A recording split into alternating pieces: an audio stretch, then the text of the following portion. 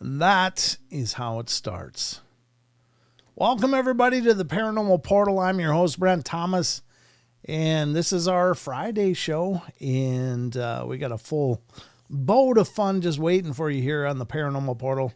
Good to see you all coming in. Great to see Barbara and Dog Digger over there in the Rumble chat, and over on YouTube, we got a bunch of you piled in so far, and the gifts keep giving.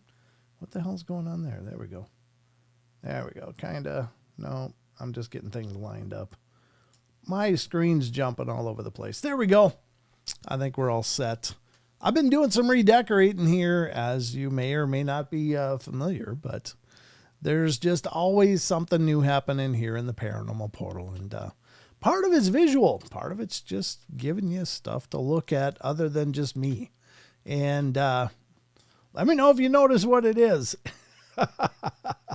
If you don't notice what it is, you need a new monitor or a new screen, because it's pretty obvious. But anyway, we got a lot of things going on. The bookshelf. You got it, Sinfully. The bookshelf up here. So I got to put a bookshelf up here. And it's my ghostly bookshelf, because look at it.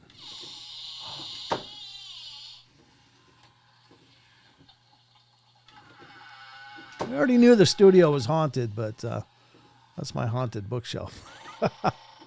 The books go in and out and flip up. I don't know if you can hear it or not, but it's got sound effects too, which may end up irritating the hell out of me. And I might have to do surgery on the thing and disconnect the speaker, but it's just kind of fun. I don't know. I think it's pretty cool, though. I got it from Michael's in their Halloween display, the craft store Michael's. And I actually saw it down in Vernal, Utah, and I was like, oh my God, that is so cool. That'd be so good in the studio. So I got one. It's there. It's motion activated, and it's already been going off all kinds of times. While I've just been sitting here, it's not sound activated, as you can tell. So you actually have to, have motion to trigger it. But sometimes it's triggering by itself, which is a little unusual, but I don't know. It's cheap electronics, so I'm not suggesting it has to be paranormal. It's just kind of unusual. I don't know how they work outside of this, if it's, if they're usually pretty darn good and reliable, or if they just always go off when they choose to. But it's like I'll be working and all of a sudden, the sound effects will kick in and the books will start clicking. It's like, what the hell? I didn't do anything. So I really don't pay attention, apparently. Karen, that's 10 demerits for not paying attention. But great to see you guys. I see Karen Alberting's in here, Barbara Mora, Paradox Fossils, Rachel gets it right, Isaac Areola, Sinfully Wicked, Chris Jarvis is here, Wizard Moon, Chucky Danger, Paradox Fossils. I'm just looking for any new names as I scroll upwards and checking the names. Good to see you, by the way, Chris Jarvis. Thanks for stopping in, brother. Bruddy, that's like brother and buddy all in one. Bruddy. I'm always reinventing the language around here. Aussie Tigers in the house. Good to see you, Aussie. Paradox Fossils. Gruntardo's here. Good to see you, Gruntardo. Wizard Moon. I saw Ron the Sage was in here as well. Good to see you, Ron. Don't see any new names there. Of course, Rachel's here, and I think I'm here. I know I'm here. Yeah, there's Ron the Sage. He's up on the top of the list. He's probably just kicking back, relaxing, and enjoying the musings of the Paranormal Portal. So good to see everybody. Thank you all for coming in. Those of you that are here, thank you to those of you who are coming yet to show up. And thank you to those of you who are watching when it's not live. That really means the world to me as well. So right off the bat, I got to get to this first and foremost because this is something I'm really excited about. As I said on Wednesday's show, I kind of opened up with this, and it's a promotion, ladies and gentlemen, just so you know. But I'm here to tell you, and honest to God, I don't know how else to say it, but you'll know throughout the history of the shows, I've very, very rarely ever endorsed anything, and it's not because I don't get offers. Even with this the size of this channel, I still get offers quite often, but I usually just discard them because, I don't know. I'm just really tentative about putting my reputation, attaching the reputation of myself and the show with something external, especially like a product. But I got to tell you that this is one that I truly do believe in, and it's one that I've been able to test out quite a bit, and I'm fully on board that this stuff is pretty amazing.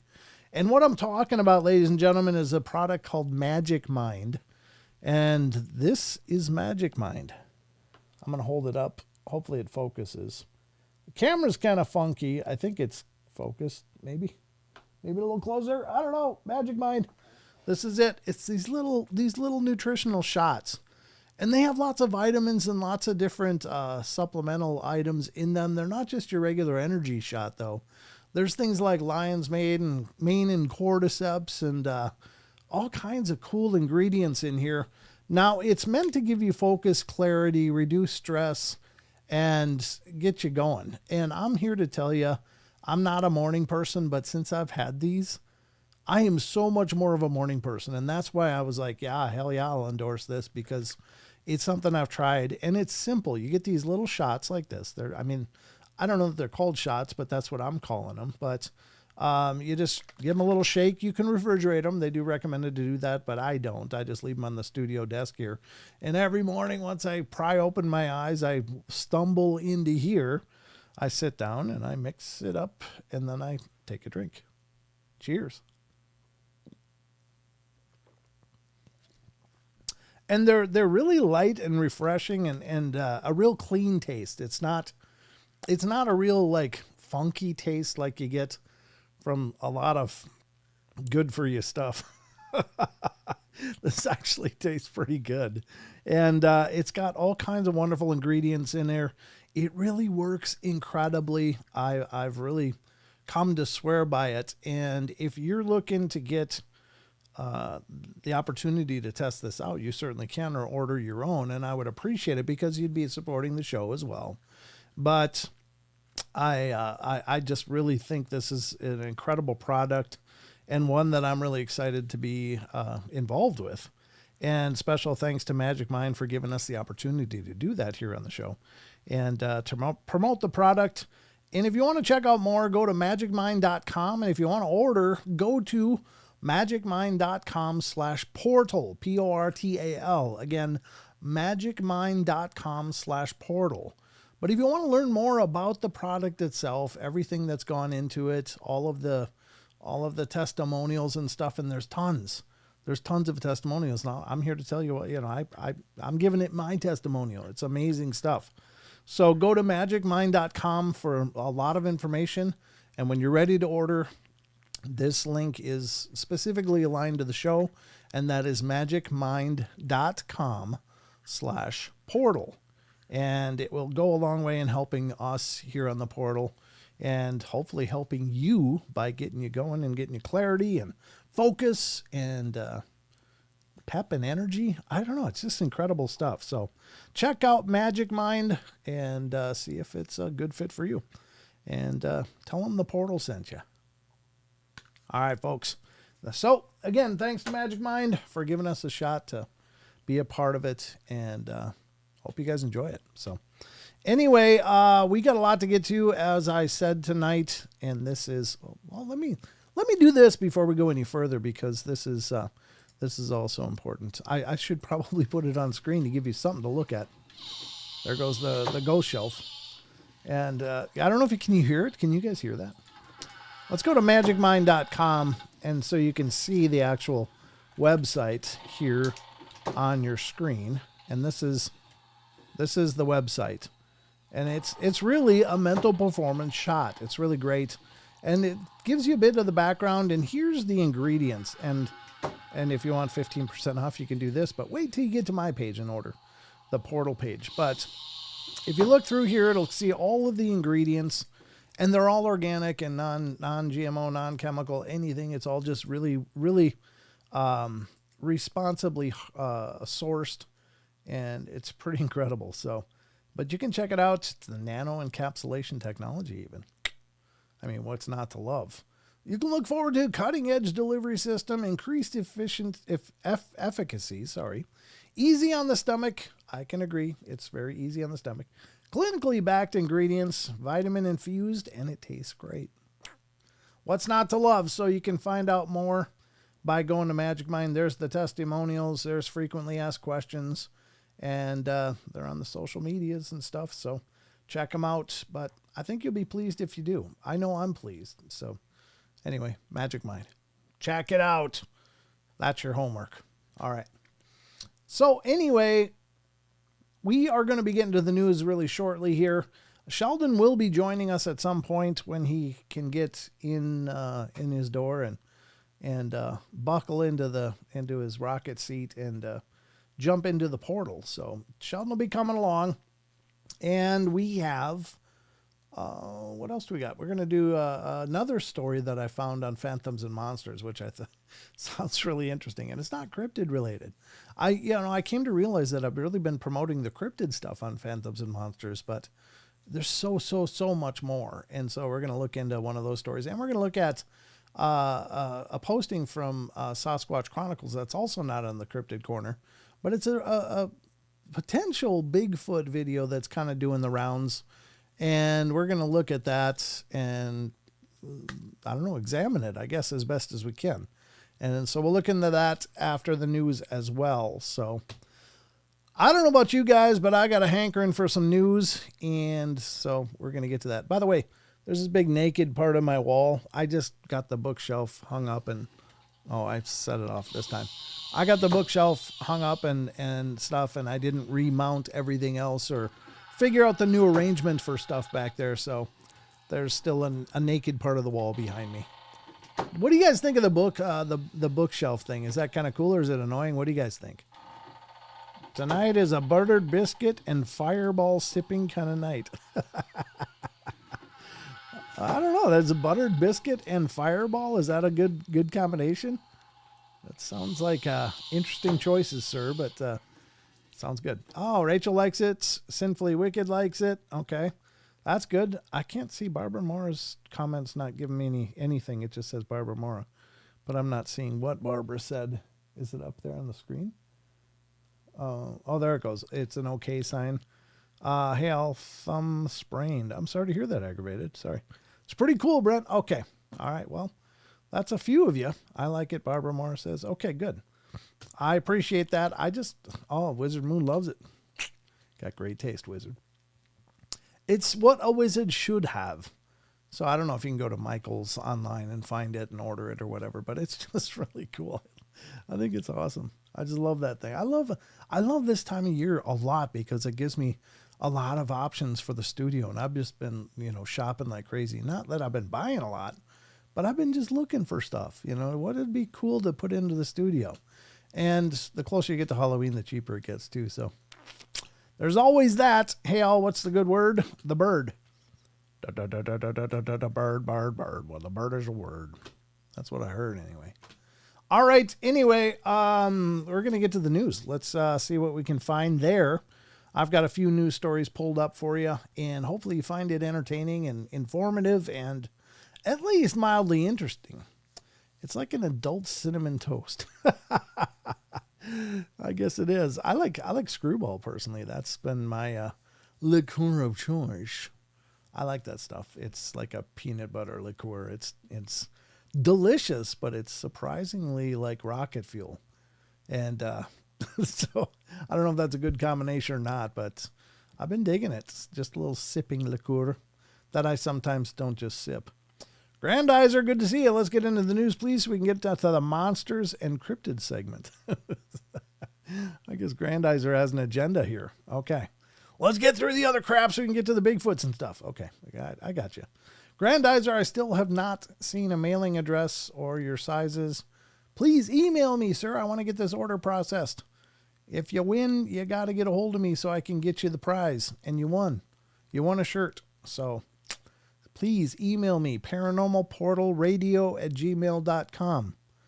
I'm going to throw the orders together really soon here, so I'd like to do it all at once if possible, rather than piecemealing it as we can. So I think I got everybody's.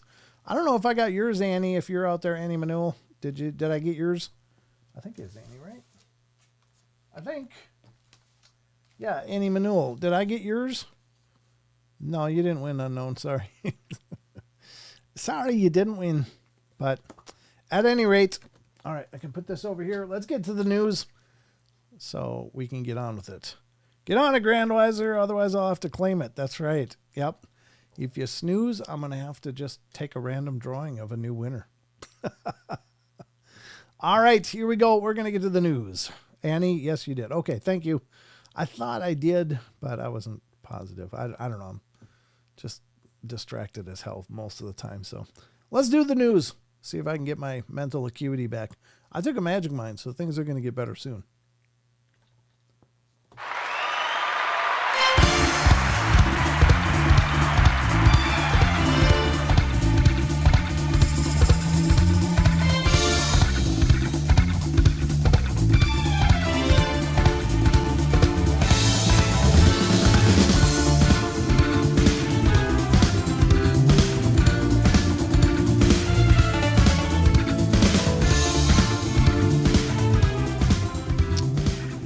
Welcome, ladies and gentlemen, to the Paranormal Portal News Desk, where we dig into all the news that we can fit into our segment of news. And so you got that going for you. Now, again, throughout the course of the show, we utilize a lot of different sites, and I just can only ask that you please visit these sites. Please support what they're doing. Please give them your attention, your traffic. Check out the other millions of other articles, maybe not literally, but figuratively, that all of these sites have to offer, dealing with so much information and so many cool encounters and phenomena and so much going on. So please support them. Please help them out. And please visit them and give them traffic, because your traffic equals revenue and keeps the lights on for all of them. It's not cheap to host a site. I keep saying that.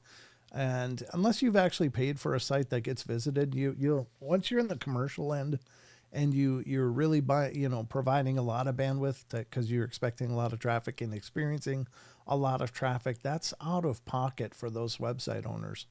That is what they have to pay for to keep their site online. And so they offset it through things like ads and stuff, which you can't blame them. I mean, everybody loves this stuff, but when it's coming out of your checkbook, it's a whole different game. So please help them out and give them your love. All right, so we are going to get to the news. The first article comes from the first site that we're going to visit tonight. And this is a site we've come to know and love here on the portal, and it is called unexplained-mysteries.com. And what did I do? Oh, yeah, I forgot. Yeah, I got to minimize that. There we go. Unexplained-mysteries.com. And this is, I guess, from Creatures, Myths, and Legends. Has to do with Nessie, believe it or not, as of October 4th. So let's check this out. All right, again, unexplained-mysteries.com brings us this story. Let me get this out. Okay, we don't need the third screen up because nobody's there. Not yet anyway. All right, large mysterious creature picked up on sonar in Loch Ness. And let's check it out. A veteran Loch Ness skipper and his colleague recently picked up something very strange on sonar. Could there be something lurking in the depths of Scotland's most voluminous... They use voluminous? I don't know. That's how I'm going to say it. Loch. The crew of Loch Ness cruise vessel recently seems to think so, as they even have evidence to back it up. During a recent trip across the loch, Sean Slogey and Liam McKenzie of Cruise Loch Ness managed to pick up evidence of something large moving deep beneath them. Described by Slogey as the biggest thing he'd ever seen, the object, whatever it was, seemed to be situated approximately 100 meters beneath the surface of the water.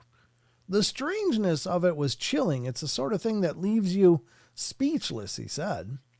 We've seen all sorts of fish that shouldn't be here, but this was different. We're not sonar experts, but I've never seen anything like it. The pair returned to the same location in an effort to pick up the same thing again, but they found nothing. So could they have found evidence of Loch Ness Monster? You can check out the sonar image in the embedded tweet below. And here it is from Daily Mail US. Has Nessie finally been found? Seasoned Loch Ness skipper shares images of monster-like shape caught on sonar. There it is. There's the anomaly. Got it. Yeah, it kind of does have the shape of like a plesiosaur. That's pretty impressive, and you can kind of see that long protruded, what I assume is a neck. I mean, it could be the ass end of the thing. I don't know, but if that's the front end, that would be very consistent with what we understand as a plesiosaur to look like. So I don't know. What do you think, guys? It looks big. Looks really big. I don't know what the scale is though. How do you determine how big that is? What did they say? I don't remember them saying how big it might have been. It was 100 meters beneath the water. So there it is at the 100 meter mark. So yeah, it's like right there, but how big is that? What is that? Is that like 5 feet long? Is it 15 feet long? They should give us some kind of metric to work with on that, because I mean, it is the biggest thing on that radar screen, but hell, these could be minnows for all I know. And this would make this like a bass. Really, it's hard to really get a grip for what does this mean. Is this really, really big? Is it just kind of big? Is it just a lunker fish? So again, there's really scant details here. And it certainly doesn't seem, unless this has more details. Let's click on this. I just want to see what the hell this was. How big is it? Unless this is just a reprint of what we just read. Waiting for my computer to catch up. All right, let's get going here.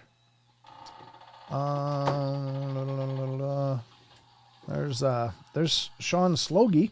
Good to see him. Indicated a large object was lurking at depth around 98 meters, described by the stunned skipper as the biggest thing I've ever seen. But how big is it? Again, that's what we just don't know. The mythical creatures captured attention, blah, blah, blah. To the scene, nothing was there. We're not sonar experts. Yeah, I mean, there's really no more information here. So, unfortunately, we just don't know how big this is. It's a big blip on that screen of a lot of little blips. But how big? I don't know. Anybody has any sonar experience can maybe help me understand what I'm looking at. At least, is there any way to know what kind of scale we're looking at? I mean, I guess if this is 50 meters and this is 100 meters, I mean, that's a lot of meters. That's 25 meters there. So this may be, I don't know, 10, 15 meters. If you stood it on end, would it be about halfway? I don't know. Maybe. I don't know. Just the only way I can try to ascertain what I'm looking at. But I don't know. Maybe it is. Maybe it is Nessie. Maybe they caught it. At least a fleeting glimpse of it. I don't know. Anybody's guess. Ruh-roh. Are you freaking serious? No, that's poop the bed. What is going on? This is so weird. So weird, damn it. Let's see. Okay, I'm trying to click it. Now it's not working. My buttons just stopped working mid-show. Oh, I love this show. All right, let me just see.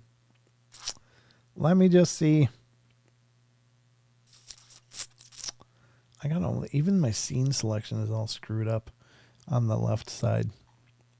All right, well, I'm just going to go to the next article because I can't do anything about this now, which is really pissing me off. That's unfortunate. Let me do this. I just want to see one thing. If I can.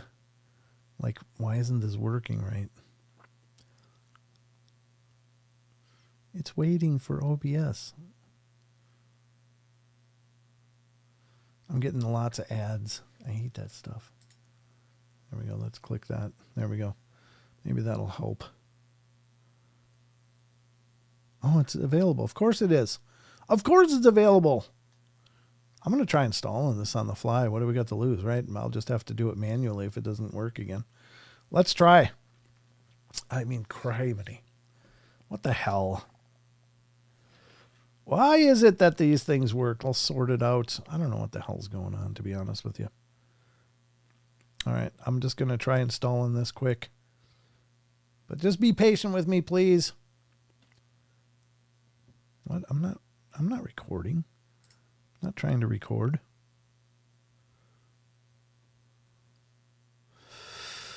There are solar flares on the way to Earth, probably here already. Yeah, this might be the start of them. That could be, Rachel. Maybe that's what we're dealing with here. I was supposed to be installing. Now the thing just went down.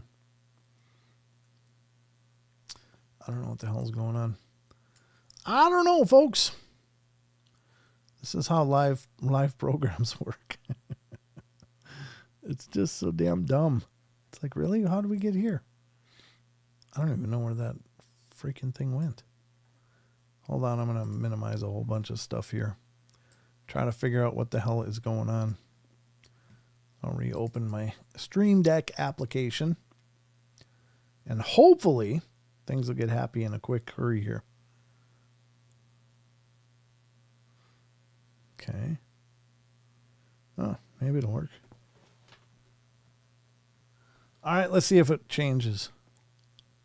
It did not change. It did not.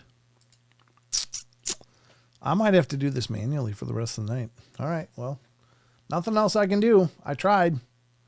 Maybe it'll start working at some point again, but we'll just keep it on this screen. You guys are going to just have to deal with this as we do it old-fashioned like. Okay, and this is the screen I want, right? Yeah, that's the screen. Okay. All right, I can close that, I think. There we go. Maybe that'll help if I close that. Try anyway. All right, we're going to go to another article here from unexplained-mysteries.com. Hopefully this is streaming better. I don't know what the hell's going on. I just don't know. You just can't account for the technical difficulties, folks. That's the hard part about doing shows live without a support team. It's just me and this computer. So far we've been doing pretty good. I see another dinosaur cryptids. Read it from the newspaper like Grandpa used to do. I don't know what you're talking about. Grandizer? I don't know what anybody's talking about. What does this say? I don't want to ask Brent questions or try to chat with him because don't want him to go back and forth. Oh, really? Is that right? Is that right, Grandizer? Well, there's other people in this chat too. Maybe they'll ask me questions. And we'll go back and forth because this show is always, first and foremost, a discussion. It's a discussion. It's not just, here's articles, sit back and listen. It's always going to be about discussing the phenomena. If there's questions, those are all part of the game. So, all right, transparent mice could one day lead to humans with see-through skin. Well, I don't know about you, but that's not something I want. I don't want anybody looking at my guts inside. Just, in my case, there'd be like a wall of fat. Not a lot. Less than there used to be. But, I don't think anybody needs see-through skin. That's disgusting, actually. That would take the entire attraction part out of seeing other people. It's like, look at those abdominals. Oh my God. It's like, who the hell wants transparent skin? Oh, look out, Becky. I can see you're starting to develop some carpal tunnel there. What the hell? All right. Scientists recently figured out how to make mice transparent, but could the same thing really be done in humans? No, hell no. Hell no, and nor should it be done. Imagine being able to see through your skin to watch your muscles or organs in action. I don't know anybody that's thought, God, I wish I could watch my muscles and organs do their thing. I don't really care what's going on inside as long as things are working. If they're not working, then develop a tool to look through that. But Jesus. It sounds like science fiction, but a group of scientists at Stanford University were recently able to make the skin of live mice appear transparent, at least under certain light conditions. This breakthrough was unquestionably opened up to new possibilities in biological research and medical imaging. But why?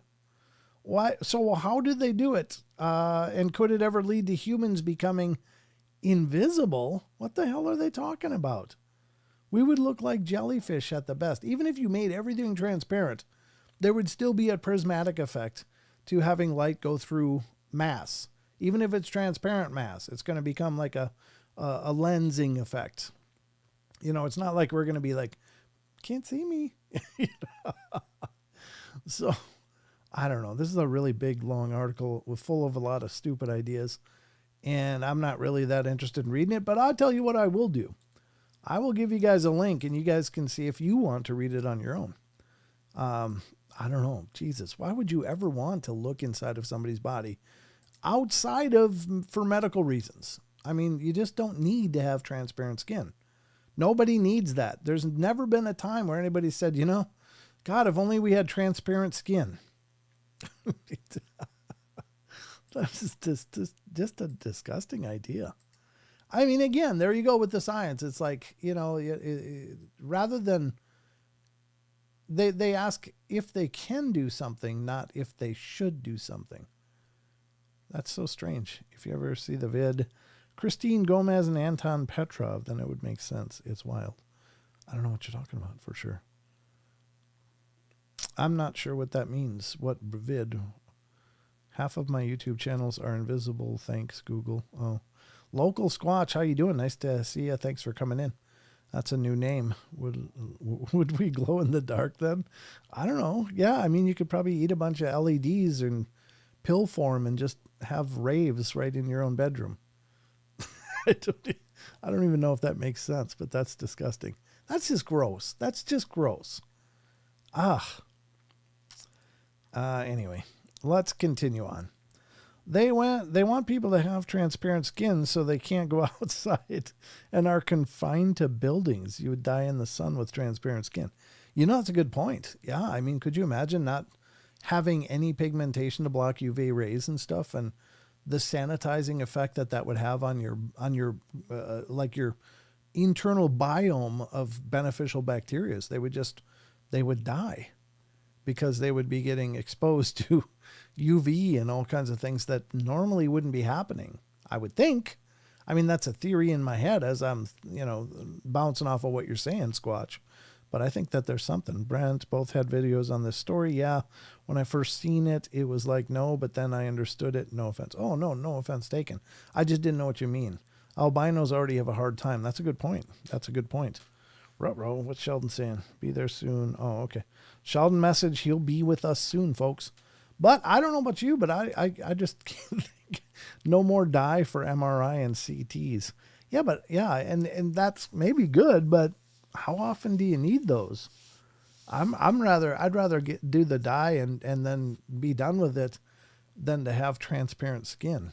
I mean, they're gonna like have remotes and stuff so we can be different tints. Like I could be green someday and just I'm a green person now.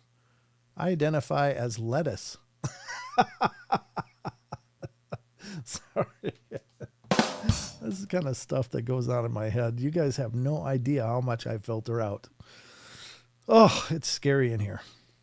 Do you think that humans are from Earth? It is said because of certain things we are from somewhere else. Any thoughts? Yeah, I think we're probably from somewhere else. I mean, if you think about human beings, we are, of all of the creatures in the world, all of the creatures, the other biological parts of this world are all suited and equipped in their natural state to deal with the world and its environments. We aren't. There's no place where we don't need clothing. Even if it was a tropical place, we still need to be clothed and sheltered. And we still would need, to be covered in some way. And if we were in cold climates, we would die. We're born helpless, absolutely helpless, to not being able to do anything except cry. That's like the only ability that people have that they're born with that can get help, is to be able to cry. They have no natural defenses. We have no natural defenses. So yeah, it doesn't seem like we were really built for this place. I don't know where we were built for, but it seems something's funky with our makeup. So yeah, I've thought about that a bunch, actually. You can't get cancer if you don't go to the doctor and have him tell you that you have cancer. You just don't go to the doctor and you're fine. Yeah, I don't know that that's how that works, but it's a fair idea, I guess. How can you die from cancer if you never know you have cancer? You can die, but maybe it wouldn't be from cancer. I don't know. Yep. But anyway, it is just what it is. I don't want see-through skin. I don't think any of us do. I don't think anybody goes out of their way and goes, God, if I could only see what's going on with that sore. It's like, what is that bump anyway? Well, that's why you go to doctors. Let them deal with it. They know what they're doing. But anyway, could you imagine how many people would be like, is that all? It's just a little tear in there. I'll just grab the sewing kit. I can get that. No. All right, let's get to the next one. This is the last news story tonight, which may be a good thing, judging from that last one. I don't know how you're feeling about the news tonight, but I'm mildly disturbed. Who the hell wants see-through skin? I just can't even get that out of my head. All right, here we go. Another one from unexplained-mysteries.com. Infamous giant grasshopper hoax still intrigues over 85 years later. Oh, look at that. They're wrestling up a grasshopper. That was special effects back in those days. Not bad, though. This is back in 1930. A photographer decided to create a series of fake images pertaining to an invasion of giant grasshoppers. And while these days fake photographs are extremely easy to create with modern software, Back in the 1930s, this is much more difficult to accomplish, and people were a lot less likely to suspect that a photo wasn't real. Well, if you join a lot of groups on Facebook, there's still plenty of people not suspecting that. So, no offense, people believe what they want to believe, but there's some out there that's like, oof, no. All right, when the town of Garden City, Kansas became inundated by a swarm of grasshoppers in 1935, therefore, photographer Frank D. Pop Conrad had an idea that would make him quite a lot of money. Grabbing his camera, he took a series of photographs and then used his skills as a photographer to superimpose images of grasshoppers into the shots to make the insects appear enormous. In one image, a hunter with a rifle could be seen holding a massive grasshopper in his hand. In another, a group of people could be seen attempting to catch one of the insects in the field, which is this image. Yeah, it's like, hit him, Billy, hit him.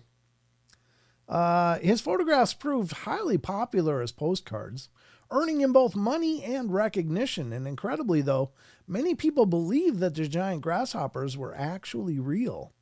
They say pictures don't lie, Conrad said at the time, but from the sale of these postcards, the fastest selling novelty cards on the market, it seems that Kansas people are a little funny on truth. A little funny on truth. I don't know what that means. The grasshopper postcard sold very well for years, and Conrad continued to print his Whopper Hoppers up until his retirement at the age of 63. Well, there you go. That's pretty clever, actually. I mean, obviously they weren't created as a hoax. They were just created as an art project, and maybe to, I don't know, satirize the whole, grasshopper thing that they did deal with. So it wasn't done with, hey, I'm going to make everybody believe we've got giant grasshoppers. Although that obviously was a side effect of it. So anyway, that's pretty creepy. I think if that was a real grasshopper, though, that thing would have leaped and that guy would be thrown about 30 feet if he was able to hang on. If he wasn't, then he'd be thrown maybe further. I don't know. That's just think of how powerful those legs are. On a little one, you hold them in your hand, it's like you can feel them pressing against your fingers. It's like, God, they're strong. Anyway, that's the grasshopper hoax, but it's not really a hoax as much as it was just an artistic, fun thing. And it turned, I guess, some people into believers in giant grasshoppers, but most people, I think, got the joke. But anyway, there you have it. This has been a production of the Paranormal Portal News. I'm going to try to get us back to the regular screen here and see what I can do, but you never know. Not really sure how this is all going to work out at this point. I have very little idea. Where are my... I see this is the problem. I got to go through a list and look for the right transition screens. Here we go.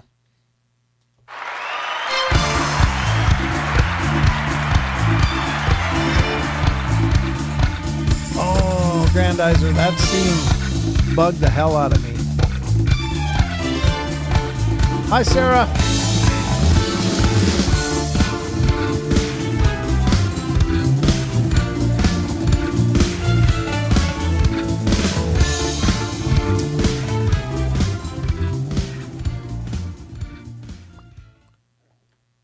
Did it work? Did it work? It didn't work. But that worked. One worked, one button worked, one other button didn't. God bless it. Let's do this. Where the hell am I? There I am. All right. Good God. Of all the things to happen in the middle of a show, why would it be this? Why didn't that update, though? That's the really freaky part. I'm going to check for updates again. Yeah, it says a new version. Install. I'm going to try it again, folks. I'm sorry. I just got to do this because this is going to be a huge pain in my ass to try to do the show this way. And unfortunately, I've become really reliant on technology. So we're going to have to do the best we can. It is downloading the update. I'm just going to sit here and not click anything. I think I might have clicked on stuff before, and that was part of the problem. And it took me out of the install for some reason. But we'll try it now. We'll try it right now. All right, it's preparing to install. All right, and then it disappeared. What in the fat hell just happened? Why? Why? It makes me wonder why. It just disappeared. Well, there's ghosts in the machine, that's for sure. Glitching and repeating. Brent, could you remind us about the Magic Mind code for ordering? Yeah, it's magicmind.com/portal. And that's the site that's been allocated to the Paranormal Portal as the sponsorship of Magic Mind. So I got buffering too. Don't know if it's on my side. It's probably on my side, Grandizer. It's probably for me trying to install this as I'm doing this show. So that's an unfortunate thing. And I'm sorry, but I had to try. Oh, it's just a pain in the arse, but I'll just do it old fashioned way. We're still waiting on Mr. Sheldon, but hopefully he'll be along shortly here. Unless he didn't get I had a Magic Mind once. Well, you can have one again, Unknown, if you order the Magic Mind. I'm serious. I love that stuff. I can't, I mean, it's obviously sounds like, well, of course you love it. You have an agreement with them, but honest to God, I wouldn't promote it on the show if I didn't believe in it. So that's the honest to God truth for whatever it's worth. And it may not be for everybody, but I've noticed it does it's a hell of a difference for me. So take it or leave it. But good to see everybody. Thank you guys for coming in. And I guess we're going to get to the other article here that I was going to get into. We're going to get into it now because this is first one we're going to get into is actually from Sasquatch Chronicles. If I can find it, I got to see where it is. Nope, not that one. I might have dragged it to the end. I think I did. Is it here? Yeah, here it is. All right, so this is on Sasquatch Chronicles blog. Again, this is Wes Germer's site. Amazing site. We're going to be using it again in the Cryptid Corner, so just remember that. I hope you guys check out the blog over there because there's a ton of great information. I heard your Exorcist interview really good. I wanted a part 2. Don't know if you have one planned. Not currently, Grandizer. Father Mike certainly was a great guest, and I would love to. I love talking to Father Mike anytime. He's just a wonderful guy. But I'm not sure that there's enough that we can discuss to do a part 2 of that discussion because, he hasn't done any actual exorcisms. He is an exorcist, but as far as I know, he's I think assisted on some, but I think we covered pretty much what he has available to him as far as experiences. However, I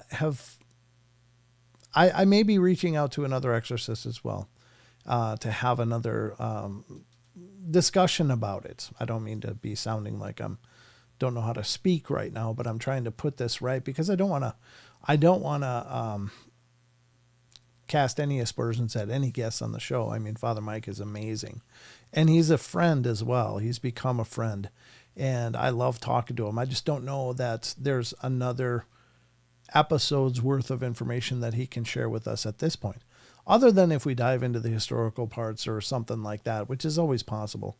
I would talk to Father Mike about anything. It's just, I kind of, I guess, figured that was about the extent of his knowledge and experience with it firsthand. I would like to talk to an experienced exorcist. Just what have they seen? What have they experienced firsthand? What have they, what is this process and what are the manifestations of this during the process? Somebody that's been there and seen it firsthand, I think would be an amazing discussion, but I'll let you guys know if I get that organized.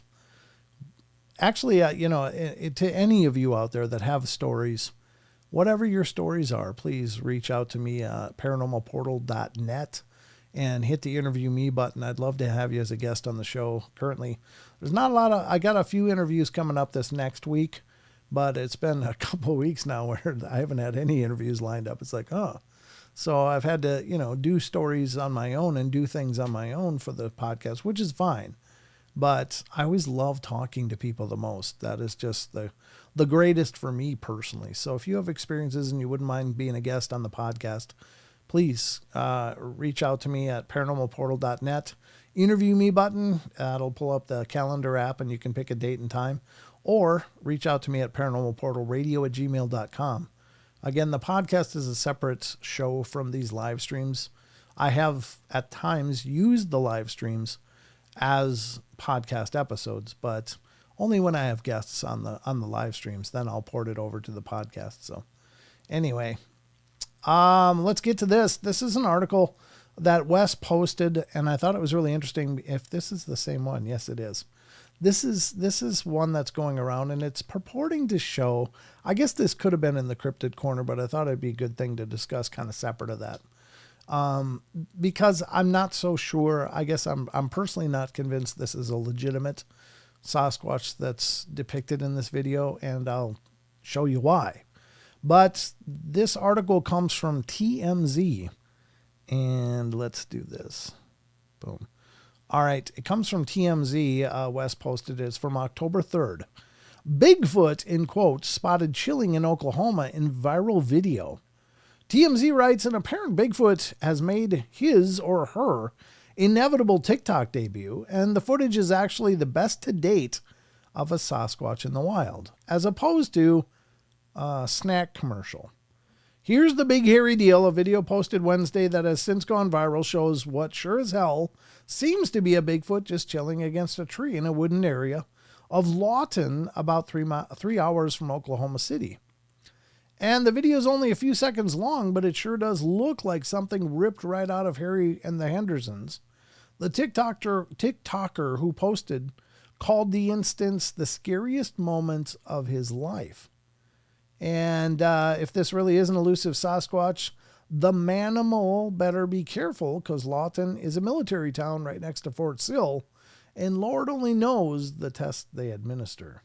Whatever the case, it's kind of refreshing to get some purported footage that is not completely grainy and shot from 200 yards away, as these spottings tend to be. We suppose this could all be a hoax, and perhaps someone is just chilling in the area sporting a Bigfoot costume ahead of Halloween, or there's a collusion going on here for some clout chasing. But maybe it's the real deal, folks. Okay, so here's the footage. I'm going to have to be careful about the sound because I don't want to rebroadcast TMZ on the Paranormal Portal. So, yeah, we're going to have to mute that. Sorry. But this comes from TMZ's channel, I think. And there's the video. All right. And boom. Okay. Oh, there goes the books again. Okay, so here's the part that I take issue with. And that was it right there. Okay, so before it sits up and looks over, it moves that branch up to its mouth. However, the lips don't move even a little. Like if this was something that was about to chew on a branch, the lips should have had some mobilization, like, like it was opening up, like, like it was going to take a bite. However, that branch goes right up to the lips, and those lips are absolutely frozen, immobile, not moving at all. So I don't think this is legitimate at all. What the hell happened? How did I get to this? God dang it. Oy vey. Let me refresh this page. Let's try it again. So, and you can see it on some of the zoomed in shots. Not really this one, not this one. I thought there was more than just two. Maybe not. But I don't buy it. I think this is just a costume of some kind. I don't know that it's completely off the shelf kind of costume. It might be. But, oh, God. Just stop. I want to get to that part where it's about to eat. I wish it was bigger. Maybe I can make it bigger. Here we go. So here's the interesting part.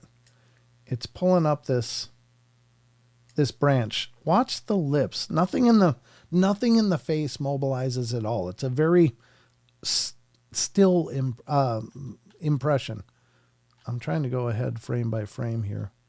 If it'll do it. I don't know if it will. Is it working? I don't think it's working. Might have to do it manually. I'm just moving ahead a little bit. Kind of. Okay, but look at the face. Nothing has changed on that face at all. That's right up to the mouth. The branch is right up to the mouth. No motion, no movement. And I mean, that's it. So why would it put this up to its face? Is it like the smell? I mean, even the nostrils aren't articulating at all. So it just seems like a molded face. And then comes the turn. Again, no change in expression at all.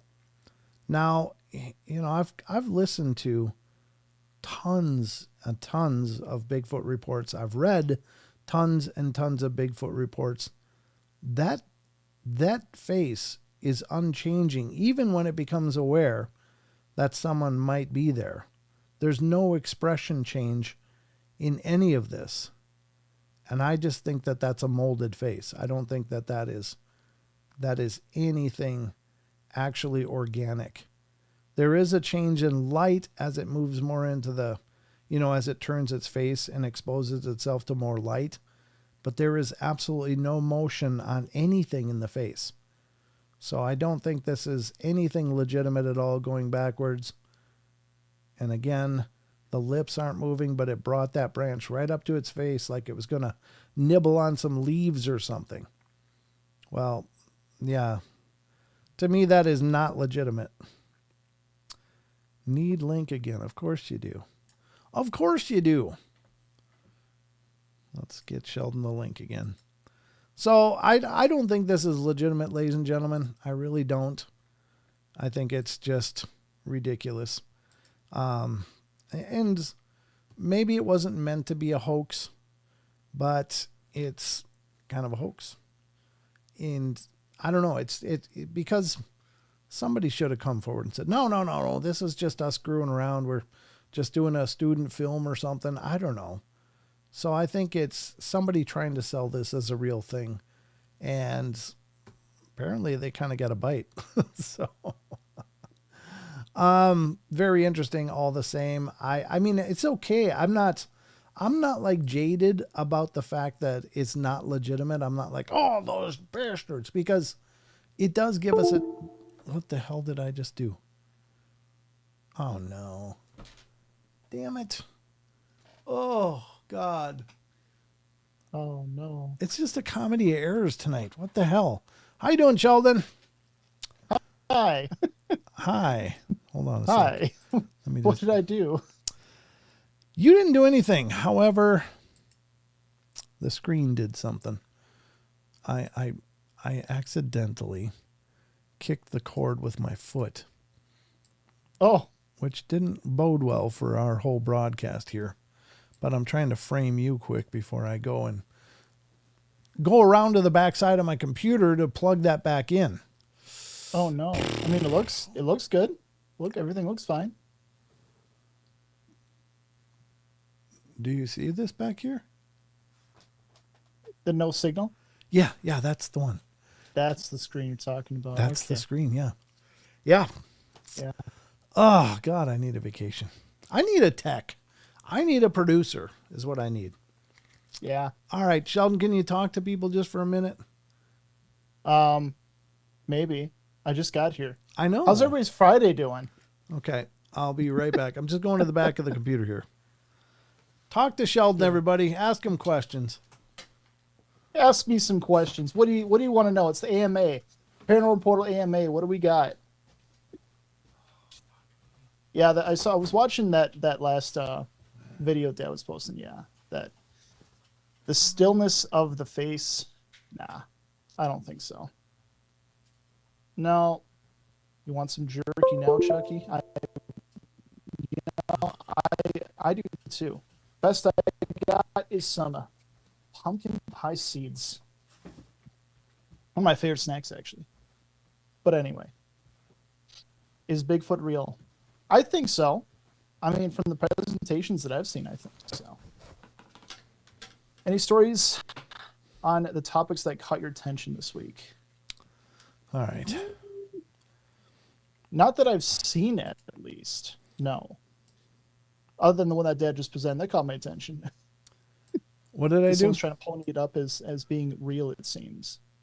That one caught my attention. This new one? Yeah, that one caught my... They were asking if... Who asked? Was it Amy? No, it was Grand Lizard 12. Any stories, tops that caught your attention this week? Not that I've seen, no. Not any news stories. No.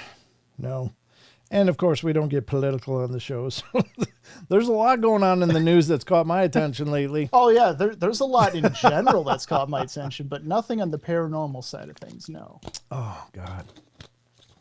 It's just been a nightmare out there, folks. And again, please, if you get a chance, say some prayers for the people that are still affected by the hurricane. Say some prayers for any future hurricanes that are coming, that they pass harmlessly. I don't know what the hell's going on, but our and I'm sorry. I really try never to get political, but I don't know what the hell's wrong with this government. I'm literally disturbed to the point of tears with what's going on in this world right now. And it's incredibly disturbing that so many people are being disregarded, and reports of efforts to help these people are not being allowed. And I don't know. I mean, there again, I'm not claiming to be intelligent enough to know what's going on, but I know that people need help, and they need more than $750 because they've lost everything. And my heart is absolutely breaking for those people. Oh, yeah. And the horrors.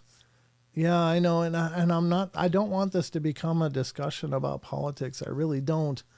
But I just have to say this out loud, that we're not stupid. We see what's going on. We see what's going on, and this is wrong. This is all kinds of wrong. And people need help. They don't have an opportunity to help themselves. They have nothing. And they're being left to their own devices in a lot of cases, and it's just horrifying to me, because I mean, in this country, we're Americans. We look out for each other. That's what we do.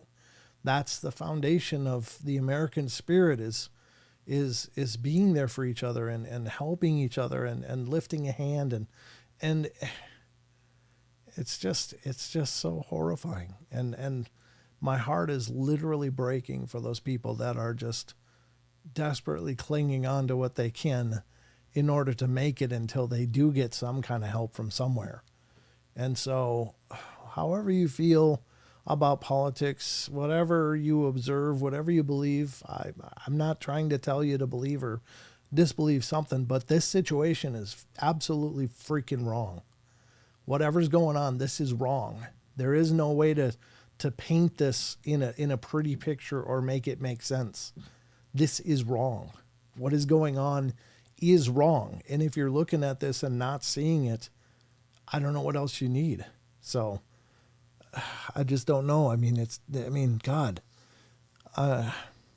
So I just, please send your prayers. Send your prayers if that's all you can do.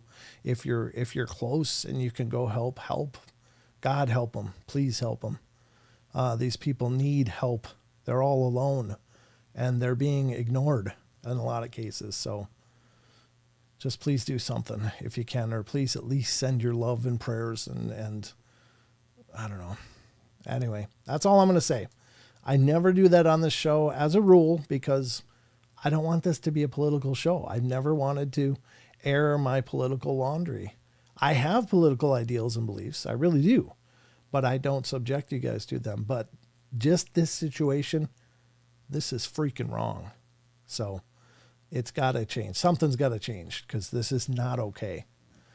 So anyway, that's enough. Our friend Chad Osglow, he's from Florida as well. Okay. Mm-hmm. Gotcha. Yeah, his brother dealt with I don't know how much of it he dealt with, but he dealt with a lot of that hurricane stuff too. Oh man, yeah. I mean, there's nothing easy about it, but I mean, these places were just blindsided. this has never been an issue ever, and suddenly it's a huge issue, and the things, the help that they need isn't there.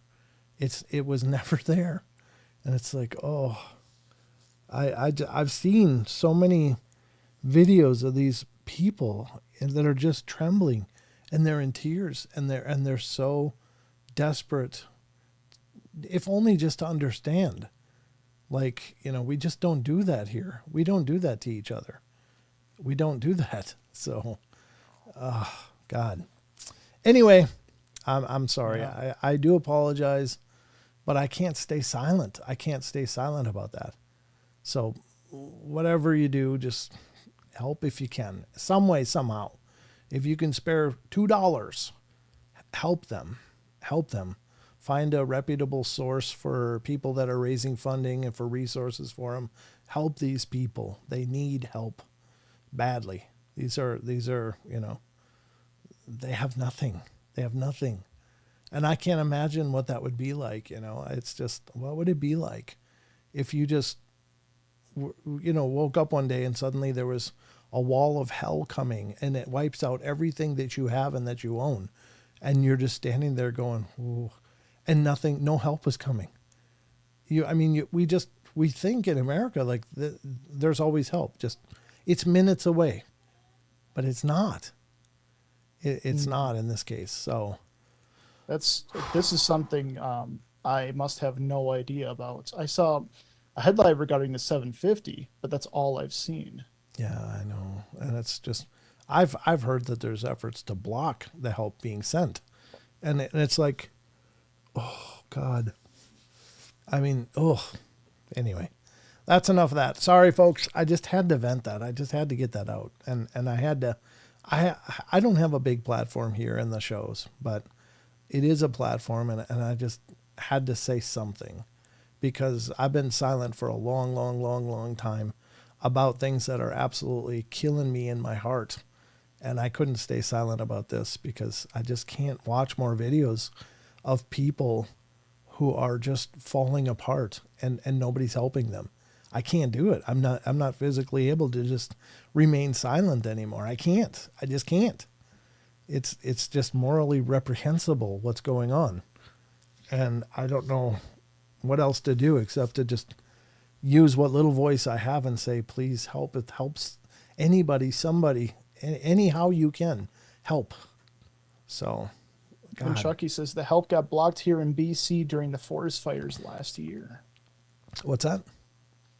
Chucky says the help got blocked here in BC during the forest fires last year. Yeah, why? I don't understand. I don't know. Well, Grandizer, if you're not already upset about this, then I don't know what to tell you. I mean, you got to be closing your eyes pretty hard if you're not hearing what's going on and if it's not already killing you inside. It is for me. It's just horrifying. So I don't want to be in Washington. Hell no. I don't want anything to do with politics. I just want to do a portal, but, at breaking from your heart is a reason we love you, Brent. Oh, thank you, Rachel. I don't know. I wish I could do so much more. Anyway, let's move on. That's enough of that. That was the first one. The next, I'm trying to transition. I don't know how to transition from this, but I'm going to try. All right. We got another article here. This one, again, I don't think this is legit. I don't know. What was the opinion in the chat? Did you see? I think everybody pretty much agrees, right? One person, yeah. I guess local Squatch says, why does that break your heart, but you're not concerned about the huge homeless population in the United States, which just gets ignored by daily, minute-by-minute basis of thousands of people? It's a wake-up call that you should be concerned about, that already have nothing, that are dying on the street under your nose in America. Go to Seattle, go to Denver, go to Philadelphia. Yeah, I think it's pretty presumptuous to say that that isn't also breaking my heart. But that's an ongoing problem in the U.S., that I don't know how to solve that either. But, I'm always telling people, be good, be kind, take care of each other, help each other out at the end of every show. And that's what I mean. I mean all of those things. I mean, emotionally, in spirit, in monetarily helping people. I'm not just saying that because it's a cute closing line. I'm saying it because I want people to open their eyes and to see that people need help in this world, and we need to be there for each other. I mean, that's the close of every show. It's not just because this one issue. It's so many issues, but I don't have that kind of show. But this one is so big and glaring and in my face. And I every time I pass homeless people, I give what I can every time. Yep. Mm-hmm. I just have to. And so Yep. I do. I don't grandstand on that. I don't put a camera in the faces of those people and go, here's $50. How do you feel now?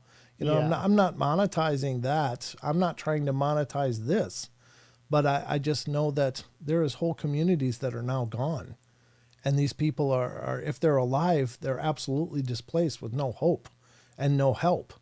And that's not okay. I think homelessness is not okay too.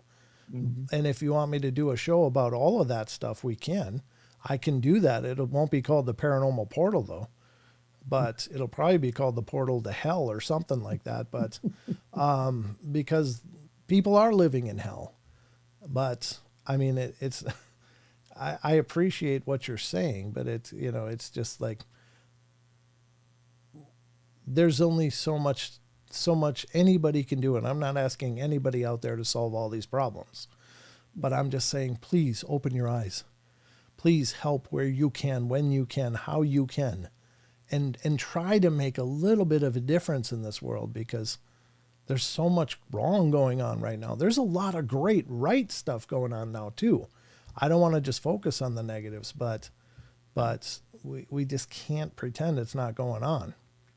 And it needs to be addressed somehow. Even on this little platform of mine, I'm going to use it for this moment, just because I need to exorcise this demon from my soul, because I sit here night after night silently about those things that are on all of our minds. And I don't know, maybe I'm not doing myself any favors. Maybe I'm just trying not to make this about drama, because the world is full of drama. And I like to focus on this stuff because it's different and it's something else going on in the world. But I'm not blind to the things going on, and they hurt my soul. And I hope and pray that we can have a better world, but it's not going to happen because some magical charm is, elicited or whatever. It's not, it's a work of efforts, I don't know. God, I don't know. Maybe I shouldn't have said anything, but I had to say something about this. I just had to. It's healthy to get these things out, especially to draw some attention to it for people that just don't know. Well, Some honest to people might God, just not know.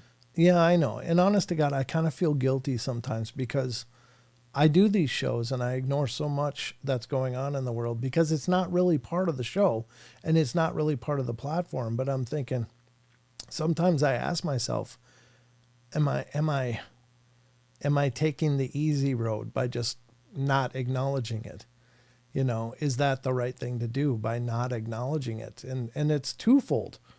Part of it is because I don't want that to become the scope of the shows.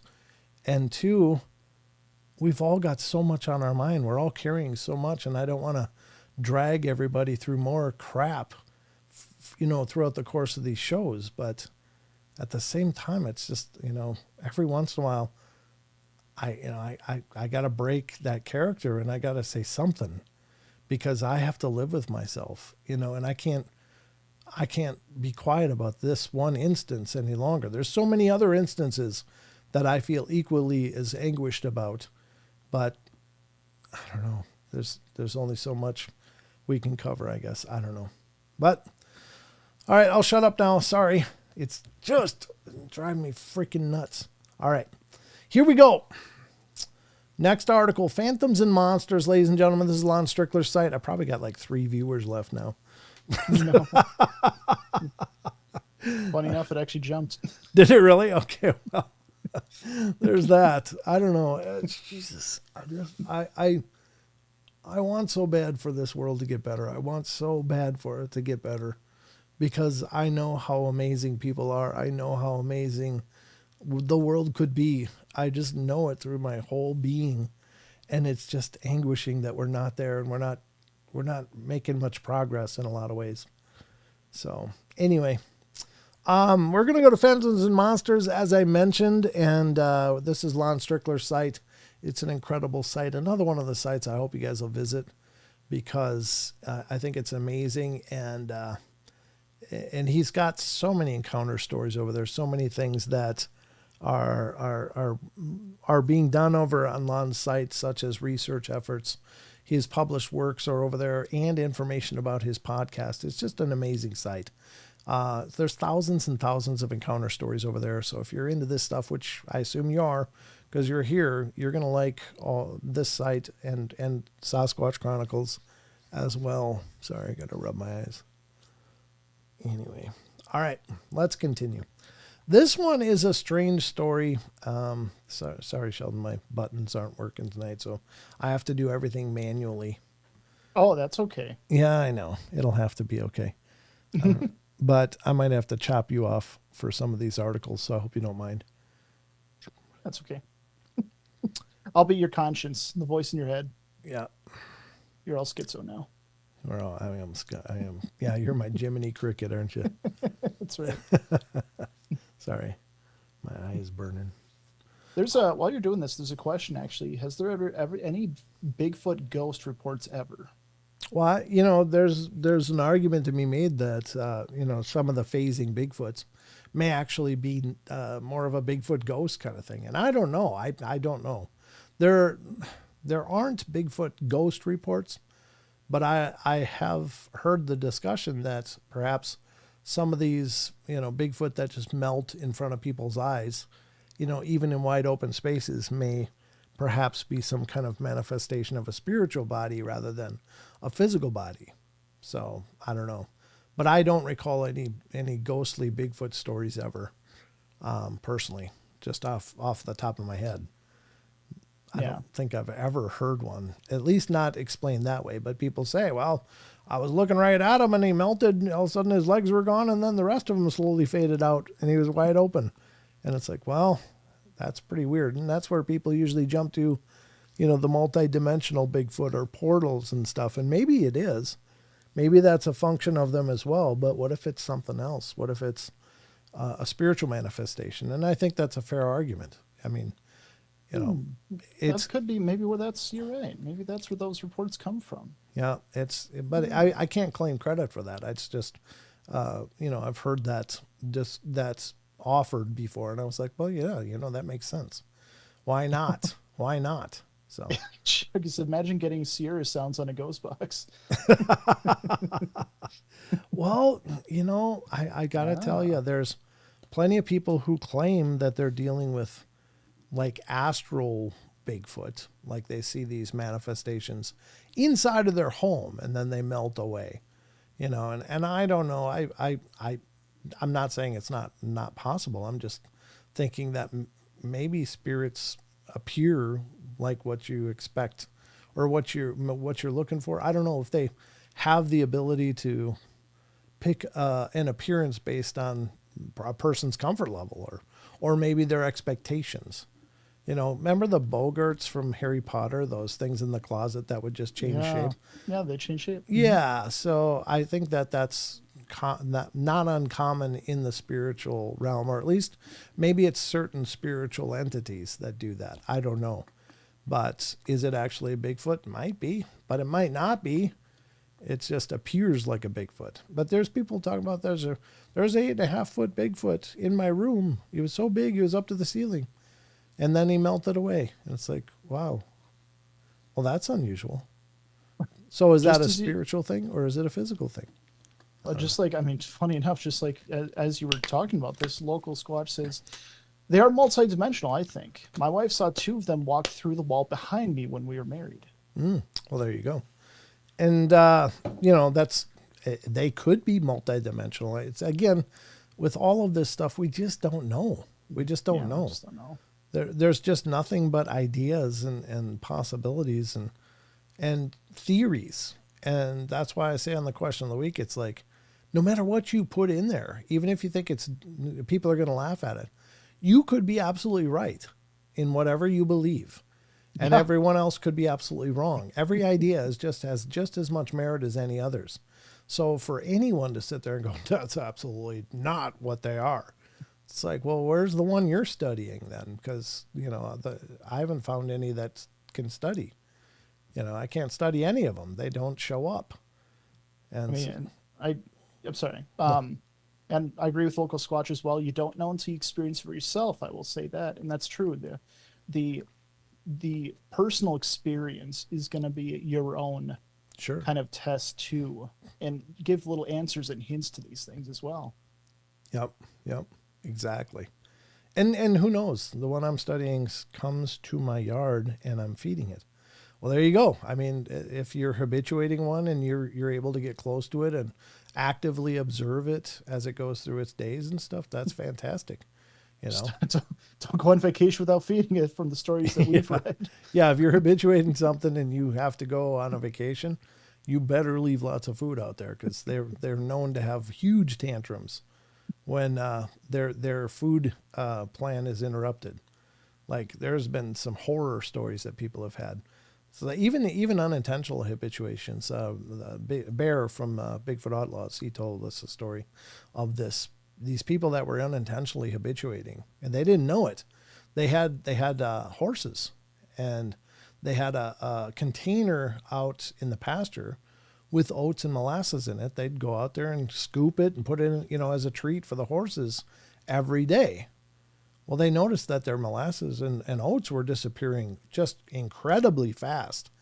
Like, well, what the hell's going on? So what they did is they moved that bin of oats and molasses into the shed behind a locked door. Oh. And suddenly all hell broke loose, because their snack was no longer there, and they broke stuff, and I think they killed a horse or two. They were absolutely furious. So habituating them can go all kinds of wrong in a hurry. Oh, yep. Look at that. Local Squash says that's true. It broke this porcelain rabbit that I had out there for a year. Another time I didn't feed it, and it broke glass wind chime that I had in the backyard. I went camping this summer for 5 days, and it didn't have any food when it showed up randomly. That'll do it. Yep. That'll do it. Yep. You gotta, it's like, when you leave, they kind of become a pet, so to speak. So you got to make sure to keep their meals on wheels rolling. Otherwise there's another story of people that, they left. Actually, it was an old man. He had a goat farm, and he had just been habituating this, I guess, a family group for a while, and he had like 30 goats, and he got sick and went to the hospital, and nobody knew that he was feeding these Bigfoot, leaving out food all the time for them. And when they went back to the farm after, he was in the hospital, was gone for a week or two because he had gotten violently sick. When they came back, there were 30 dead goats. It's like every one of them was dead. Oh my God. And I'm laughing, but it's just like, oh my God. Yeah, they just don't like that at all. So anyway, let's get to the story, because this is a strange story. Again, I often wonder about, other things that live alongside of us. They might look like people, whether they're aliens, maybe they're from somewhere else, maybe they're multidimensional, maybe they're not really people, maybe they are a different kind of people, maybe they're from, got a foot in both worlds kind of thing. I think we all know some people that are just like strangely bizarre. And I've met a ton of people in my life that are like that, that really make me wonder, is that one of those weird people that aren't really from here? Honest to God, I think that all the time, because there's just something different about them. And another thing is just, I get vibes from people. It's just my thing. I've always had vibes from people. And there's some people that are just like nothing. Or the sensation is so unusual that it makes me uncomfortable. Like, what am I picking up from this person? And it could be that they're just twisted and demented. Could be something else going on in an energetic way. I don't know. But I've met people that I swear aren't from here. And because they just don't know how to be here. They can approximate what we look like. And I'm not sure if this is the story. that I'm about to read because I didn't pre-read this, but I do wonder that all the time. It's like, there's plenty of people that say that there's people from the stars living right in our neighborhoods. And I got to agree. I think that's possible. So here we go. This one's called Strange People Next Door. Readers Come Forward. So let's see what this says. I got to manually change this, Sheldon. So you're going to disappear during this article. See you later. All right. Well, you can still talk. Your mic can still work. No, I know. All right. Strange People Next Door. Readers Come Forward.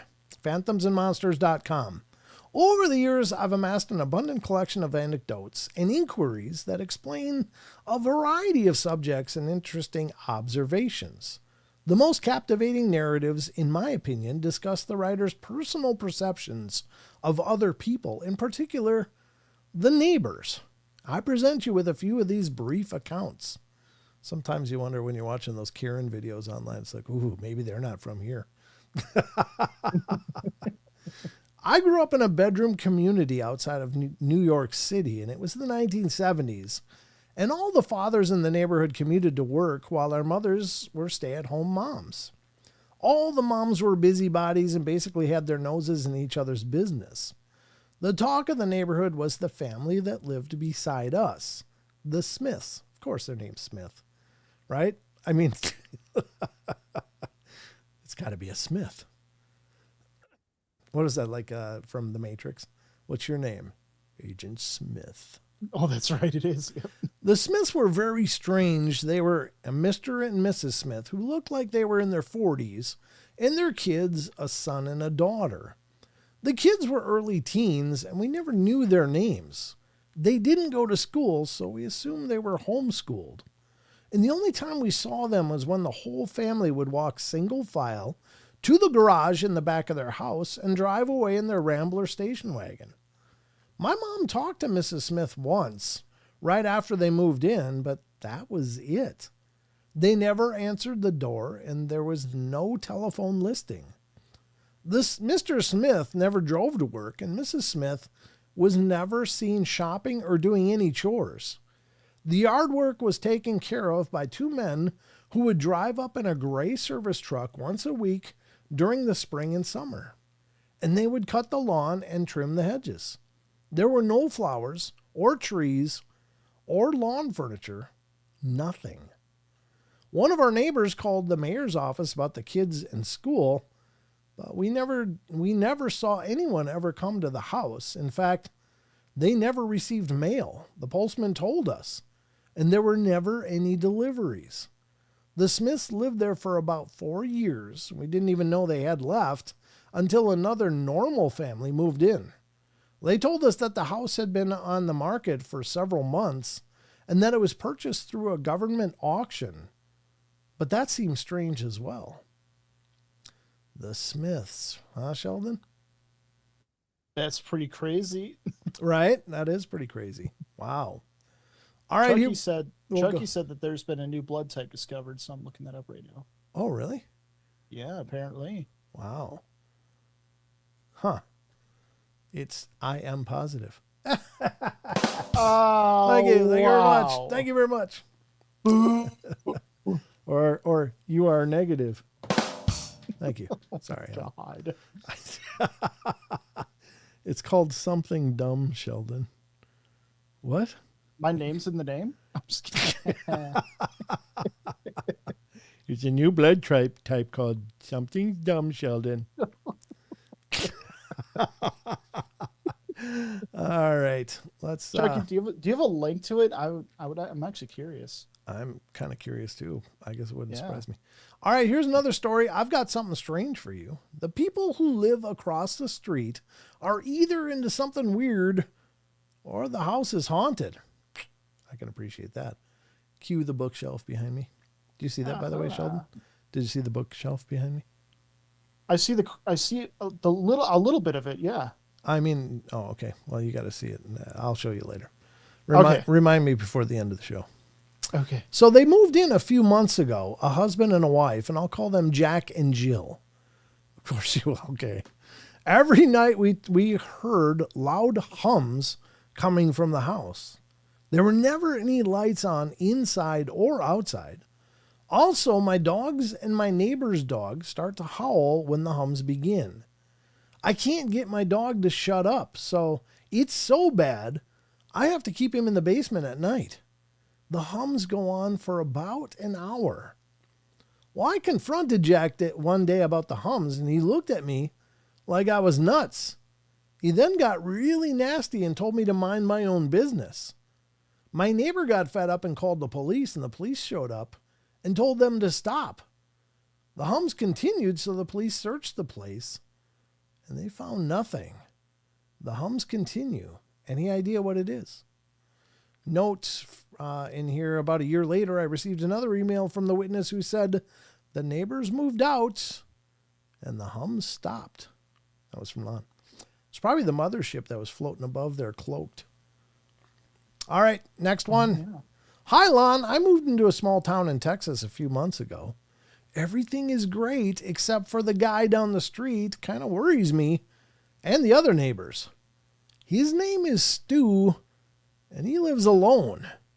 He usually seems to be an okay guy, but sometimes he'll sit in his front yard and watch the sky at night. That's not weird. I do that all the time.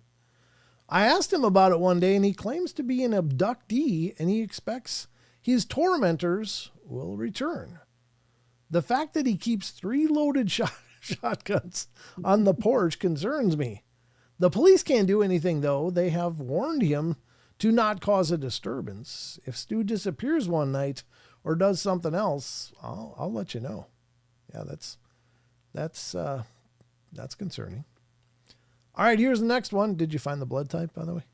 I did. It's What? a new blood group called the MAL, the MAL. The MAL? The MAL. What does MAL stand for? Doesn't say. Not yet.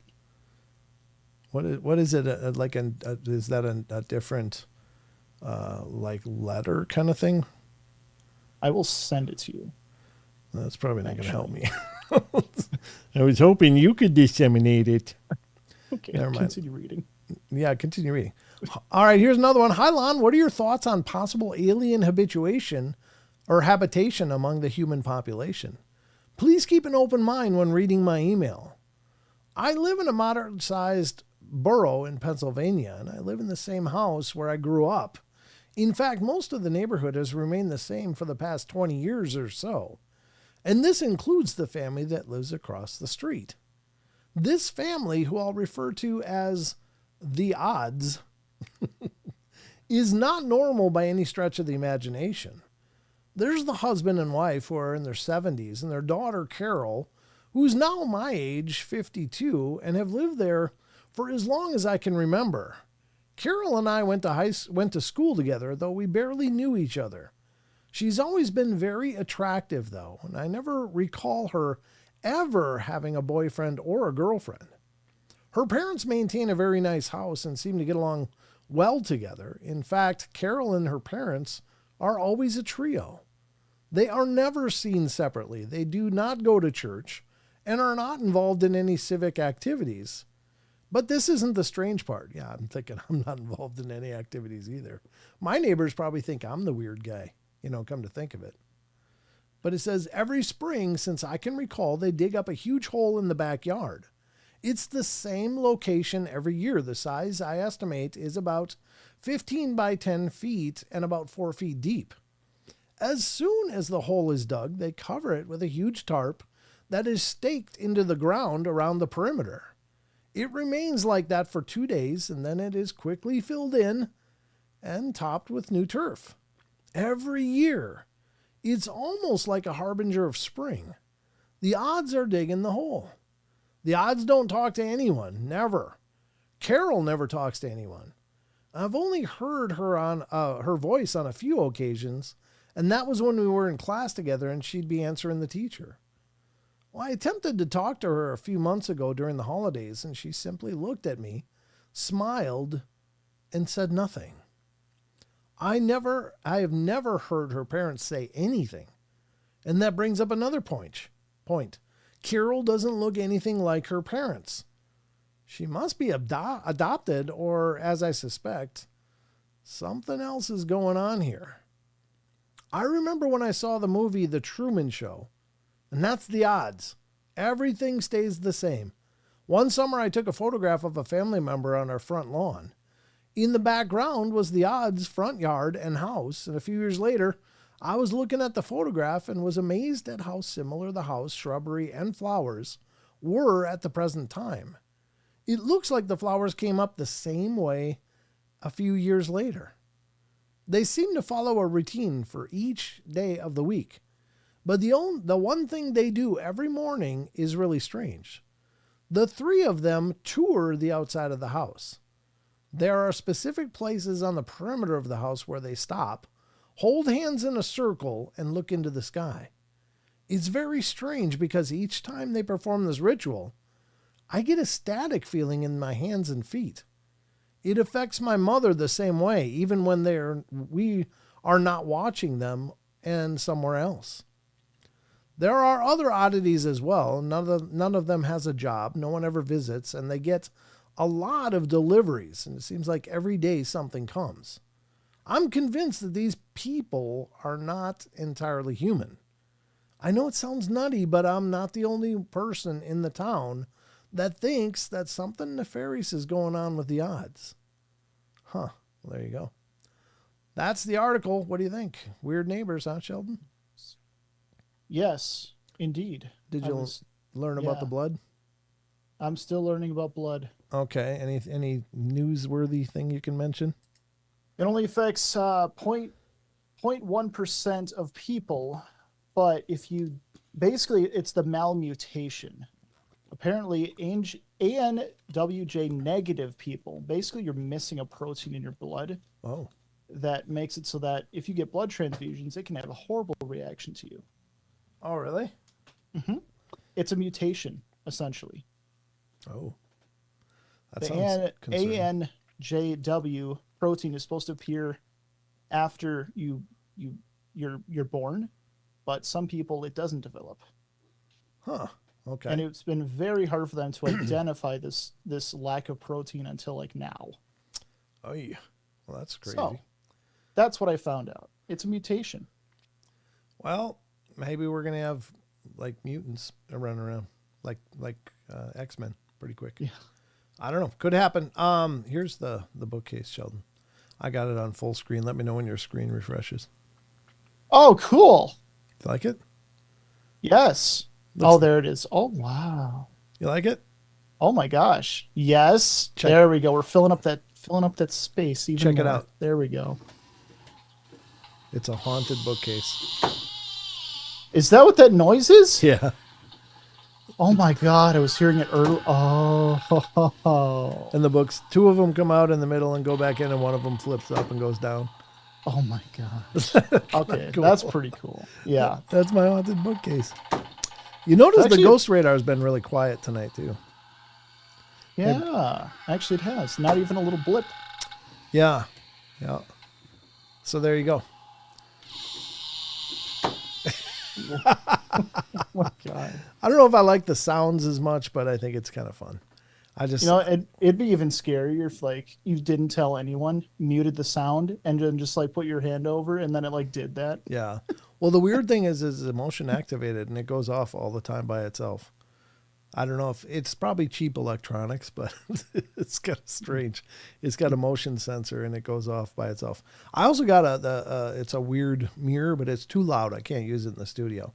And it looks black, but if it's motion activated, then this back light comes on and there's a ghost figure in there and the hands go up and down. And it's like that. It's really cool, but it's motion activated. So I put it in the entryway. So anybody comes to my front door is getting haunted. But that thing goes off by itself all the time, and it's shut in my entryway, and nothing's moving. Ooh. So, and it's about 6 feet off the ground, so it's not like something's small going by or something. Right. Yeah. So I got two of these things now that are kind of going off on their own. And this thing will go off by itself, I'm sure, before the show's over, unless the show's almost over. Now we're getting there though, but I guess since we're getting there, we better get to the cryptid corner. What do you think? I think it's perfect time. Perfect time.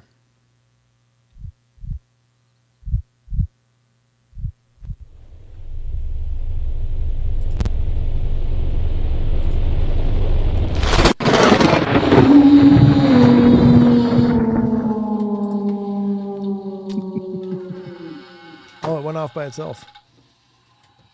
That was not me. I've been sitting here just not moving. There you go. It's going off by itself. Wow. Right? Kind of creepy. Yeah, it is. Especially if it's at night. You're sleeping, and all of a sudden you hear that. Guess what's getting shut off at night? That, yeah. Yeah, that's getting shut off. But I thought it was kind of fun. Anyway, so we're going to do the cryptid corner, ladies and gentlemen. Oh, shoot. Don't want to do that again. There we go.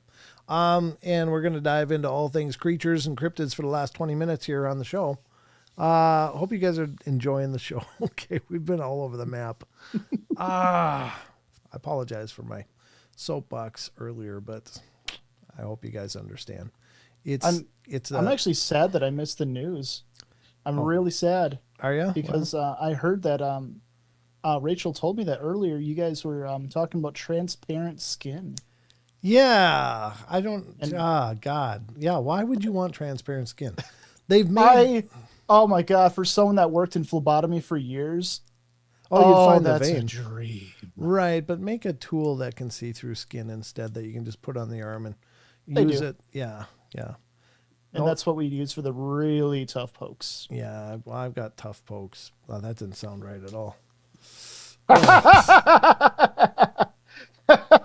God, I wouldn't have even went there in my head if you didn't say anything. Pokes. When they draw my blood, it's tough. It's tough. It didn't used to be, but it is now. Hi, Grateful Owl. You're late, but better late than never. Thanks for coming in. Great to see ya. Great. Oh. I'm grateful to see ya.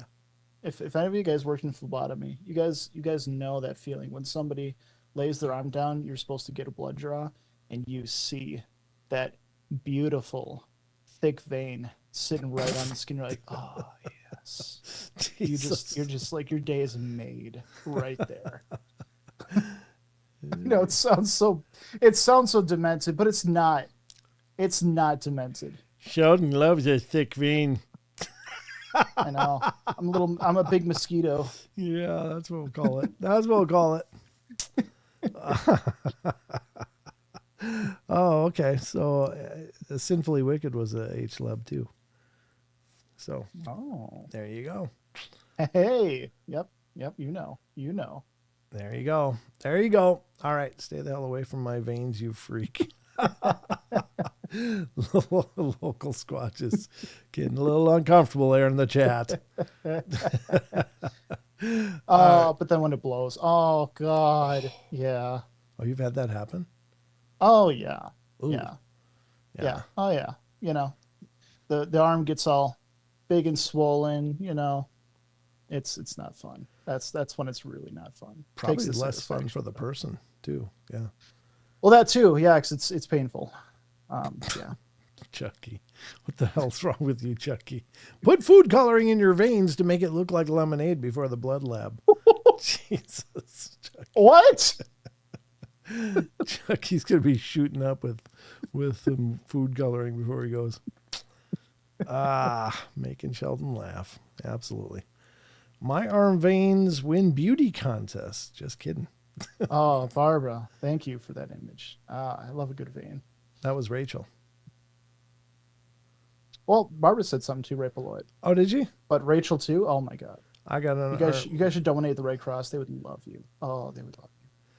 They can be so big and not need a tourniquet. Ugh. Simply Wicked. She's just in couch mode right now. It's like, they get so big. That didn't sound right either. God, I gotta shut up. I got things coming out sideways all over the place. Sorry, this isn't that kind of show, but it's turning into it. Fluorescent veins, yeah. All right. Well, let's get to the cryptid corner. We're going to start out again in Sasquatch Chronicles. I do love my jugular vein, though. It speaks for itself sometimes. We don't want that vein. We don't want that one. Yeah, nobody should be sampling that vein. Unless you are a vampire. Then I guess that's what they go for. Oh, yeah. All right. Or antifreeze coloring. Oh, no. No. You were winterizing your veins. Jesus, Chucky. Something broken in your head tonight, brother. All right, we're going to get to Sasquatch Chronicles and deal with some of this because there's more, and Wes posted several news stories. We'll get to a couple of them. Don't know what we're going to get time for. Bratwurst veins. Jesus. What the hell's wrong with my chat tonight? You guys are broken. Oh, man, I've seen some big veins too. Oh, I love them. Okay. Just stop. All right. Continue. I'm fantasizing here. Oh, man. You get all pissed at me when I talk about anal coring and stuff. And this is completely different, and you brought it up again. I know. I just had to get away from the vein talk, for God's sakes. It's great. You wouldn't understand. I would. We understand. I don't. You're right. I'm glad you guys love the good vein, but let's talk about cryptids instead, gay. All right, fine. That's fine. All right, from Sasquatch Chronicles blog, October 4th, a low guttural grunt was getting louder. Let's hear this one. This is a listener email. A listener writes, in 1980, I was 12 years old. I spent the summer that year in Seattle, Washington, in a town called Woodinville, with my cousin Jimmy, who is my age, and my Aunt Bobby and Uncle Bill. Let's go see Aunt Bobby and Uncle Bill. Why does that seem fitting? Bobby, Bill, and their kid Jimmy. Okay. It just seems like such an American family right there. Before my parents put me on a plane to go to San Jose, California to Seattle, Washington, I'll never forget the reason why they put me on that plane. They were extremely upset with me. I started working at an early age as a painter, working with my uncle who owned a house painting company. And I was worked as his gopher that did the jobs no one else wanted to, getting tools for the guys, washing brushes, paint, patching holes, and things like that. I was only making $4 an hour, but I saved up enough money to buy this tiny little black and white television. And there was a model of a giant ship that I wanted that was at Toys R Us.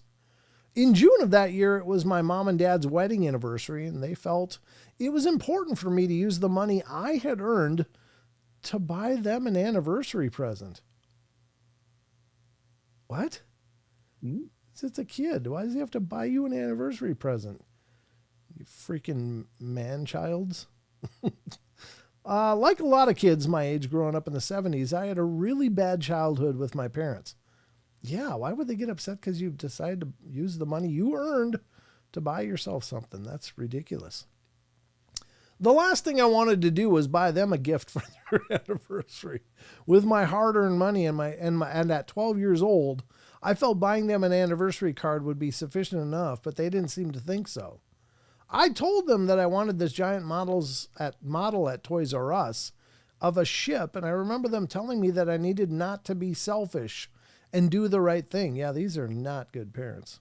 Good God. Jeez. They said I needed to think about it. If I didn't use the money I earned to buy them a gift, they're going to be very disappointed with me. These are just infants. What? That is... Yeah, what are these parents? Good God. So I thought about it long and hard for a day, and I got on my bike and rode down to Toys R Us and bought that model ship. My dad was always finding reasons to ground me, and I was always being sent to bed early. And in fact, he sent me away for 3 months in 1978 when I just turned 10. So buying them an anniversary present was the furthest thing from my mind. Yeah, no kidding. So when I walked into the house with this big giant model, the look on their faces was enough to tell me I was doomed. But I didn't care. Of course I was grounded, but my dad said I would be grounded for the whole summer for being so selfish. Well, I ran away that day, and running away meant that I only walked around the neighborhood for a few hours. And when I finally came home, my mom and dad were both sitting in the kitchen, and they didn't ask me where I was, but my mom told me to pack my bags, and they were sending me to Seattle to spend the summer with my Aunt Bobby and Uncle Bill. Well, I was so excited to be getting away from my parents. 2 days later, they put me on a plane, and it would be the first time I ever flew on a plane by myself.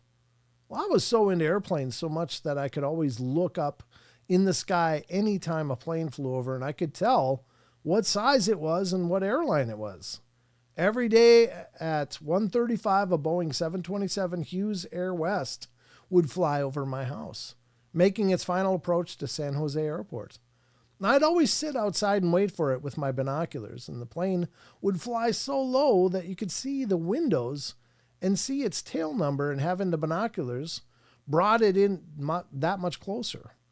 The day they dropped me off at the airport, I remember being disappointed that I would be flying on a DC-9 and not my beloved 727.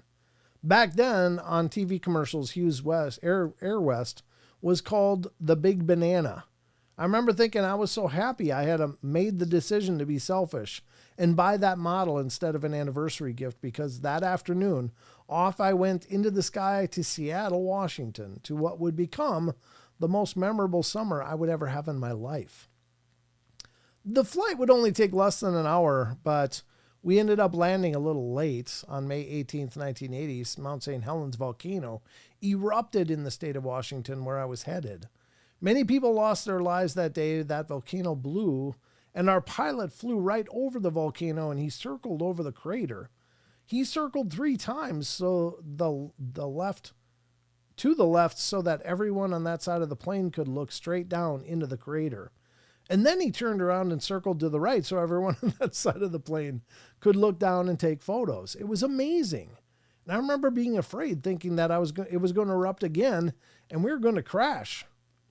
But soon after, the wheels touched down and we landed, and I got off the plane to see my Aunt Bobby and cousin Jimmy, and waiting at the gate for me. And I remember seeing the big smile on my cousin Jimmy's face. I knew I was about to embark on the best summer I would ever have.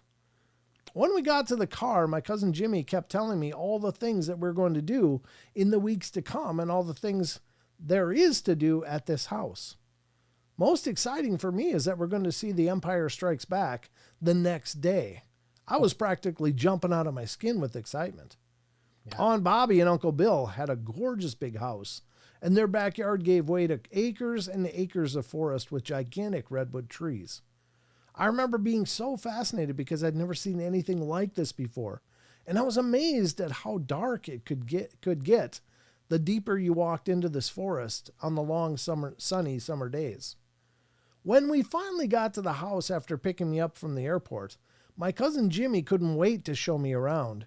His bedroom had shelves that were stacked with board games and model airplanes, and he had airplane models hanging from the ceiling, and I was so mesmerized. The house looked like a big giant log cabin with all the modern luxuries inside, and I'd never seen Atari before, and playing Space Invaders would become a new favorite of mine at the time. The next day was Saturday morning, and Aunt Bobby had breakfast waiting for us downstairs. Jimmy told me that there was a bicycle outside in the garage waiting for me, and we were going to go exploring on our bikes out in the forest. I was so excited I didn't even want to eat breakfast. As soon as we got done, we got up from the table and ran to the garage and hopped on those bikes, and off we went. I followed Jimmy since he knew where to go, and there was a bicycle path that went deep into the forest, and I remember looking down on the ground as I was riding the bike, and I slammed on the brakes and cannot believe my eyes when I saw this giant slug. I'd never in my life seen anything like this or even knew it existed, and I asked Jimmy, what the hell is that? And he told me they are called banana slugs, and they're everywhere. I was in shock seeing something this big. I was creeped out by it, but still amazed by it at the same time. We hopped back on our bicycles and continued on our journey. We rode for a while until we came to this clearing, and the sky opened up, and all I saw was blue sky and the sun. We made our way to this part of what looked like a cliff, and it looked down into a small canyon. I remember thinking about my swimming pool at home and how it reminded me of sitting at the step on the deep end of the pool looking down into the water. Jimmy and I sat there for a while and hung out and watched all the birds flying around, and I was thinking how far away from his house we were. This was so cool, and there were so many tall redwood trees. We got bored pretty quick and wanted to get back to our bikes and continue, so that's what we did. Well, as we were riding, we came upon the small hill, and I remember you had to pedal your bike fast to get over the top of the hill and then coast down. And even though it wasn't a large hill, it's just that the bikes we were on weren't the greatest bikes, and you had to pedal them hard, and it took some effort. Well, after a few hours of riding around, we wanted to go back to his house, and play some Space Invaders. We went back and we were greeted by a lot of his friends that were our age, and they lived on his street, and Jimmy introduced me to them and told them that I was from California, and they immediately did not take a liking to me at all. Really? For some reason, they did not like people from California, and one kid started acting like a punk towards me, and I knew I didn't like him right away. They all started circling me on their bicycles, telling me, don't go into the forest by yourself or you're going to meet the man. And I said, who's the man? One kid just laughed and another kid said, you'll see. We dare you to go by yourself. I asked Jimmy what they meant by that, but Jimmy didn't know. My imagination started thinking it was a scary man that kidnapped kids, and later that afternoon is when Aunt Bobby took Jimmy and I to go see Empire Strikes Back. This is such a huge thing for me because Star Wars had changed my life, just like it had for so many other kids. After seeing that movie, Jimmy and I would ride our bicycles in that forest pretending we were the scout troopers on the speeder bikes because that forest looked just like the planet Endor, the location for the movie. I'm just trying to think, was that in the second one? No, that was in the That's second one. Empire Strikes Back, wasn't it? That was Return of the Jedi. Or Return of the Jedi. Yeah, I'm sorry. I said Empire Strikes Back. As the weeks rolled by the summer, fun seemed to never end. Until one afternoon as I was nearing the end of my stay and having to go back home to go back to school. My cousin Jimmy and I got into an argument over something, and I decided to get on the bicycle, and I took off by myself and rode into the forest. On my way there, I saw the banana slugs, which still amazed me, and I ran into one of the kids who flew past on his bicycle. But he didn't say anything to me, and I just kept riding. I was approaching that hill where you have to pedal faster in order to get to the top. But before I reached the bottom of that hill is when I smelled an odor that was so putrid, but it also scared me, and I don't know why. It was an odor that I'd never smelled before, and it was telling me that it was something bad. As soon as I smelled that, I heard growls and grunting. And they were strong, and my first initial thought was that it was a giant pig or something. Whatever it was on the other side of that small hill, so I laid my bike down and I cautiously walked up to the hill, hunched over, and the low guttural grunts were getting louder, and I could hear what sounded like clapping, like two rocks being clapped together. I got down on my stomach, and when I got to the top, I looked over, and there he was. He was crouched down with his knees towards his chest, and it looked like he was stabbing something with a stick. And then it looked like he was rubbing his hands together on a stick, almost the way that you would try to start a fire with a stick. My first initial thought was, this was Chewbacca. This must be somebody in a Chewbacca costume. And they're doing a promo shot for a poster or something. Well, I knew it wasn't Chewbacca, and this thing was huge, and it stunk. And it was doing something, but I couldn't tell what. It was clacking a rock and then playing with the stick and grunting. And it had mud on it and leaves on its head, and it had hair from head to toe. He turned his face a little towards me, and I could see that it was gray. I knew this was not a person.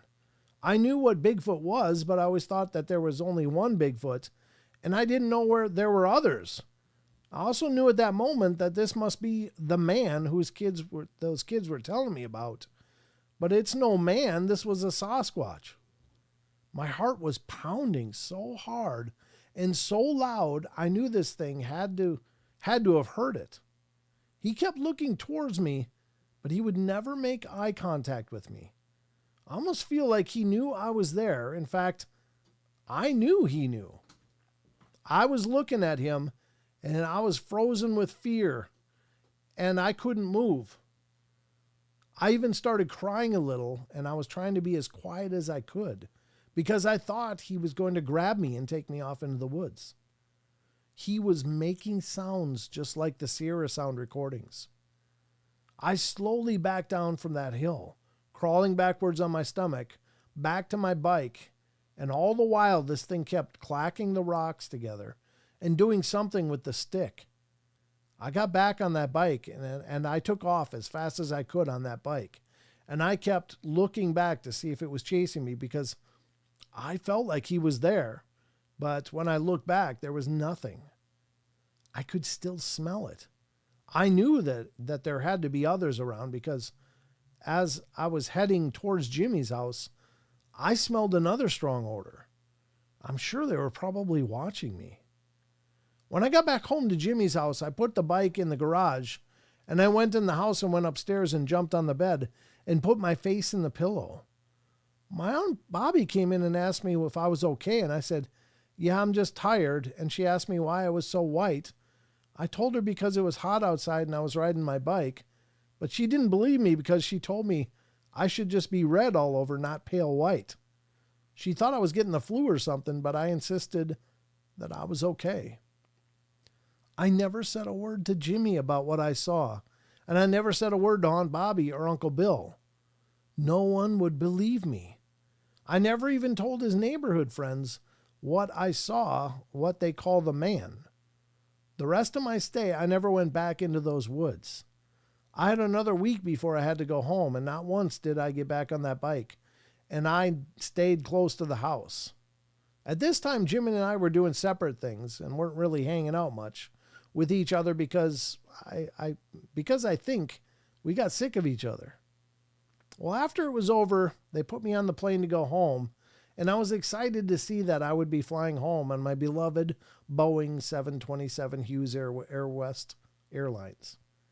I remember sitting on the left side of that plane and at roughly 1:35 when he made that left turn to make his final approach, and I looked down at the houses below, and I was looking for my house, and at first I couldn't find it, but then I saw our swimming pool.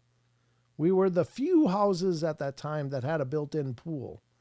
And I knew it was my house because it was a kidney bean shaped pool. When we landed, I got off the airplane and I walked towards the gate. I saw my mom standing there waiting for me, and she was happy to see me. I never spoke a word to her about what I seen that afternoon. No one would believe me anyway because I was just a kid. Everyone would think I had seen Star Wars too many times if I brought it up. And it wasn't until about 15 years ago when I started telling the story because I was still so afraid of ridicule. I remember the first person I told this story to thought it was ridiculous and told me there's no such thing and it must have been a homeless person. I remember being very adamant and telling him that this is exactly why I don't tell anybody things. I told others about this, and some believe me, and some just think I'm nuts.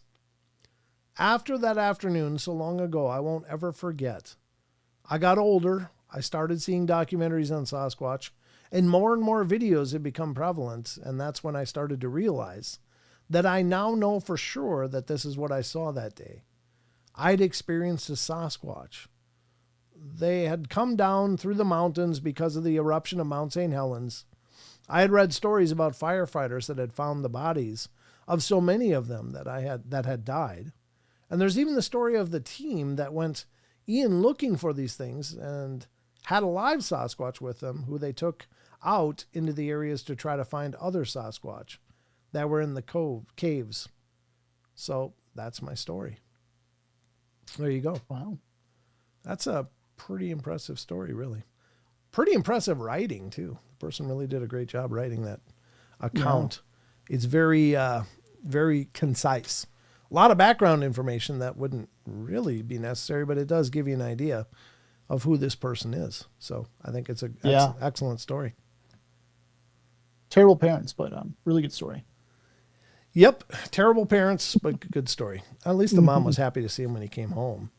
It's like, yeah, well, that's good. I mean, doesn't mean it stayed good, but at least it was a good moment. That's, he didn't go on to say, it sucked after that. So I don't know, dude. That's the story.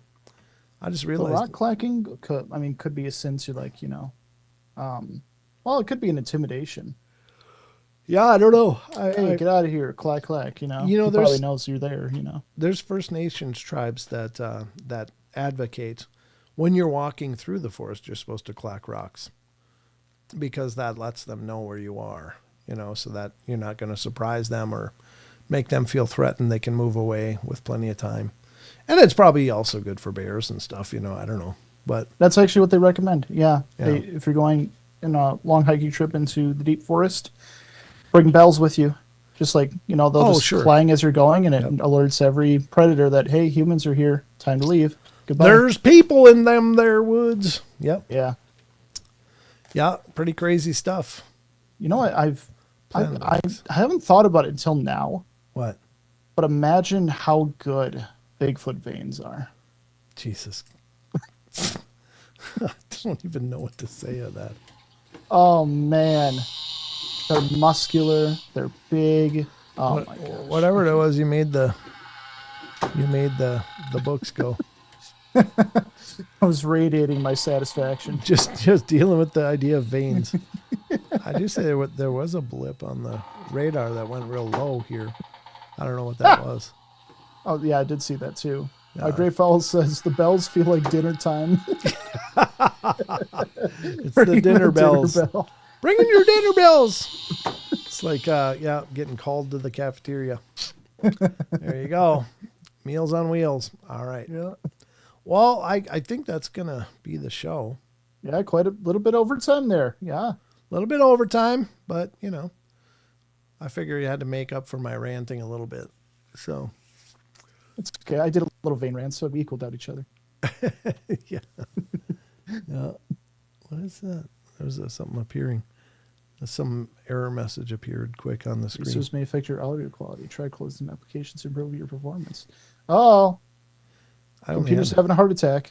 Yeah, I'm asking a lot of this thing all the time. I'm noticing it's getting slower and slower as the webs become more and more complex. Might just need to clean it. Maybe it's having some heat issues. Maybe I gotta blow it out and stuff. Yeah, could be, but that's gonna be the show for tonight, folks. I hope you got a good time. Thanks for putting up with me and my ranting for a while. Sorry, I don't mean to bring the mood down. I just hope that people do step up and make a difference. Again, I close these shows the same way all the time because it's not just a cute phrases that I say. It's really my wish, my hope, and my prayer for our futures, that we do take care of each other and help each other out, and all of that. So I don't know, but anyway, just make a difference if you can. Be there for other people. Try to change the world a little bit. I don't know if, every little thing matters. Every little choice you make matters, folks. It's just some minor act of kindness could mean the world to the person receiving it. Could be the difference between life and death. I've certainly always tried to adhere to that personally, and always tried to be as good a person as I know how to be. And I don't claim that I get it right, but I at least try to get it right. I try to, live my life as well as I can, and hopefully leave a good impression, in the world around me. And I know I've always loved when people are that way around me. So I think, we are in a position every day that we can make things a little better. And I think right now it's more necessary than ever for so many reasons, not just because of current tragedies, but just because I know, being a dad, obviously of Sheldon and two other wonderful boys, that I really hope that the world that I and my generation leave is going to be better than the one that we had before. And it doesn't currently look like it, but it's possible. Every day matters. So just try to do the best you can, as much as you can, as often as you can. And sometimes it's as simple as compassion. Sometimes it's as simple as saying a prayer. Other times it's as simple as, helping out when somebody needs it. I was at Home Depot today buying that little bookshelf. And I got, I saw this older couple. They had like a Subaru hatchback or something like that. But they bought this stand-up freezer. And I was like, God, I don't think that's fitting. But it was an older couple, and they're out there in the parking lot by themselves. So I took my stuff to my car, unloaded, then took the cart back, and then I stopped by them. I'm like, do you need a hand? They're like, oh, God, yes, please. Would you mind helping? I'm like, no, not at all. So I helped them load this in, and by God, it fit. that it fit. I was impressed. I didn't think it had a chance, but they had apparently just gone and gotten a bunch of meat. And so they needed a new freezer. So they had all the meat in boxes in their hatchback as well. And so I helped them load it up. And then the lady just turned and reached into one of the boxes and grabbed a big thing of meat and said, "Here you go. Thank you so much for helping us." I was like, "Oh, it's my pleasure." So it was just kind of a neat moment, but you know, it would have been real easy just to say, "Oh yeah, they're never fitting that in there. What are they thinking?" And just leaving. But it was an opportunity that I decided to take. And I'm not patting myself on the back, but I think it's just those moments that come up that I think are important for us to act on. And yeah, I think it's. I mean, I'm you know, you've instilled that will of fire into me too. That whole, you know, helping others. Literally, every single time I see a homeless person, every single time, I buy them food. I buy them what they need, whatever they want. I literally go in the store and I buy it and bring it to them. Yeah. Every single time because of that, because it's important and I believe in that. Well, I'm proud of you. I'm really glad that you do that. And, you know, I mean, I fall short all the time of my own ideals, but at least I think it's important to keep trying, to keep doing the best we can. So anyway. Here we go again. Grandizer said, "Brent not only loaded it, he followed them to their house and helped them unload it." No, he didn't. My job was done at loading. I had my own stuff to unload when I got home. Oh, Planet X, thank you so much for the two. Oh, thank you very much. Woo! Appreciate it. The most surprising part of the story is you put the cart back. I always put the cart back too. Me too. That drives me nuts when people don't do that. Oh, put your carts back. Yeah. Yeah, that's another thing you can do. The little citizenship things. You can just, you know, when you're done with the cart, don't just leave it in the parking lot for someone else to have to deal with. No. Take care of it. Take care of it. It takes just a second. Even if it's raining, you're already wet, get a little more wet. Who cares? So I sent, it didn't show up. Oh, well, thank you for that. Oh my God, well, thank you, Planet X. Oh my gosh. That's wonderful. Thank you so much. Those really help a lot. You guys are awesome. Thank you so much. And thanks for putting up with us. Thanks for being a part of the family, all you guys. You guys are always amazing, and it's an incredible pleasure to do these shows and see all of these familiar faces coming in and new faces. It's wonderful to see you guys. Just know that we love you all. But Sheldon, before I say that, yes, tell us. I say it every time, but I'm going to say it again. Darn it. So guys, check out paranormalportal.net, the home base for the Paranormal Portal, where you can keep up to date on the latest podcasts, when we're going live, and stay up to date on all the news, all the new news coming out, and all the social media as well. And if you guys have an amazing story that happens to you, I mean, feel free. Interview buttons right on the webpage. I'm looking at it right now. I'm going to click it right now too. And then you go into a calendar where you can schedule your very own interview of openings that are all there for you. And don't be afraid. Dad's a really nice guy. He's not going to intimidate. He's easy to talk to. Don't worry about that. Yeah, okay. don't be intimidated by me. By God, no. I'm just an idiot with a microphone, but I'm happy to hear your stories. So, all right, guys, that's going to wrap up our journey tonight. Hey, Discord as well in the chat if you guys want to join. Great discussions, great links. Amazing community. The best community I've ever seen on the internet. So, I mean, come on. Best community. Let's go. Let's go. All right. Now it's my turn. Thank you, guys. Remember, we love you all. Be good, be kind, be nice. Take care of each other. Help each other out. Find the magic in every day, and remember to laugh as much as you can. And I will talk to you guys tomorrow night. I'll be back, so I hope we have a smooth journey then. Until then, you guys take care. Get some sleep, sweet dreams. Grab a libation of your choice. Drink heartily. Get some sleep, and I'll see you tomorrow. That's it. That's all I got. I gotta find the credits button here in my menu. I'm gonna stare at the camera until it happens. You stare at the camera. I gotta see if there's an exit. Here it is, credit scene. I hate my buttons that aren't working. I'll be working on that after the show. All right, guys. Good night, everybody. Love you. See you tomorrow, hopefully. I love you more. Oh, thanks. All right. See you then.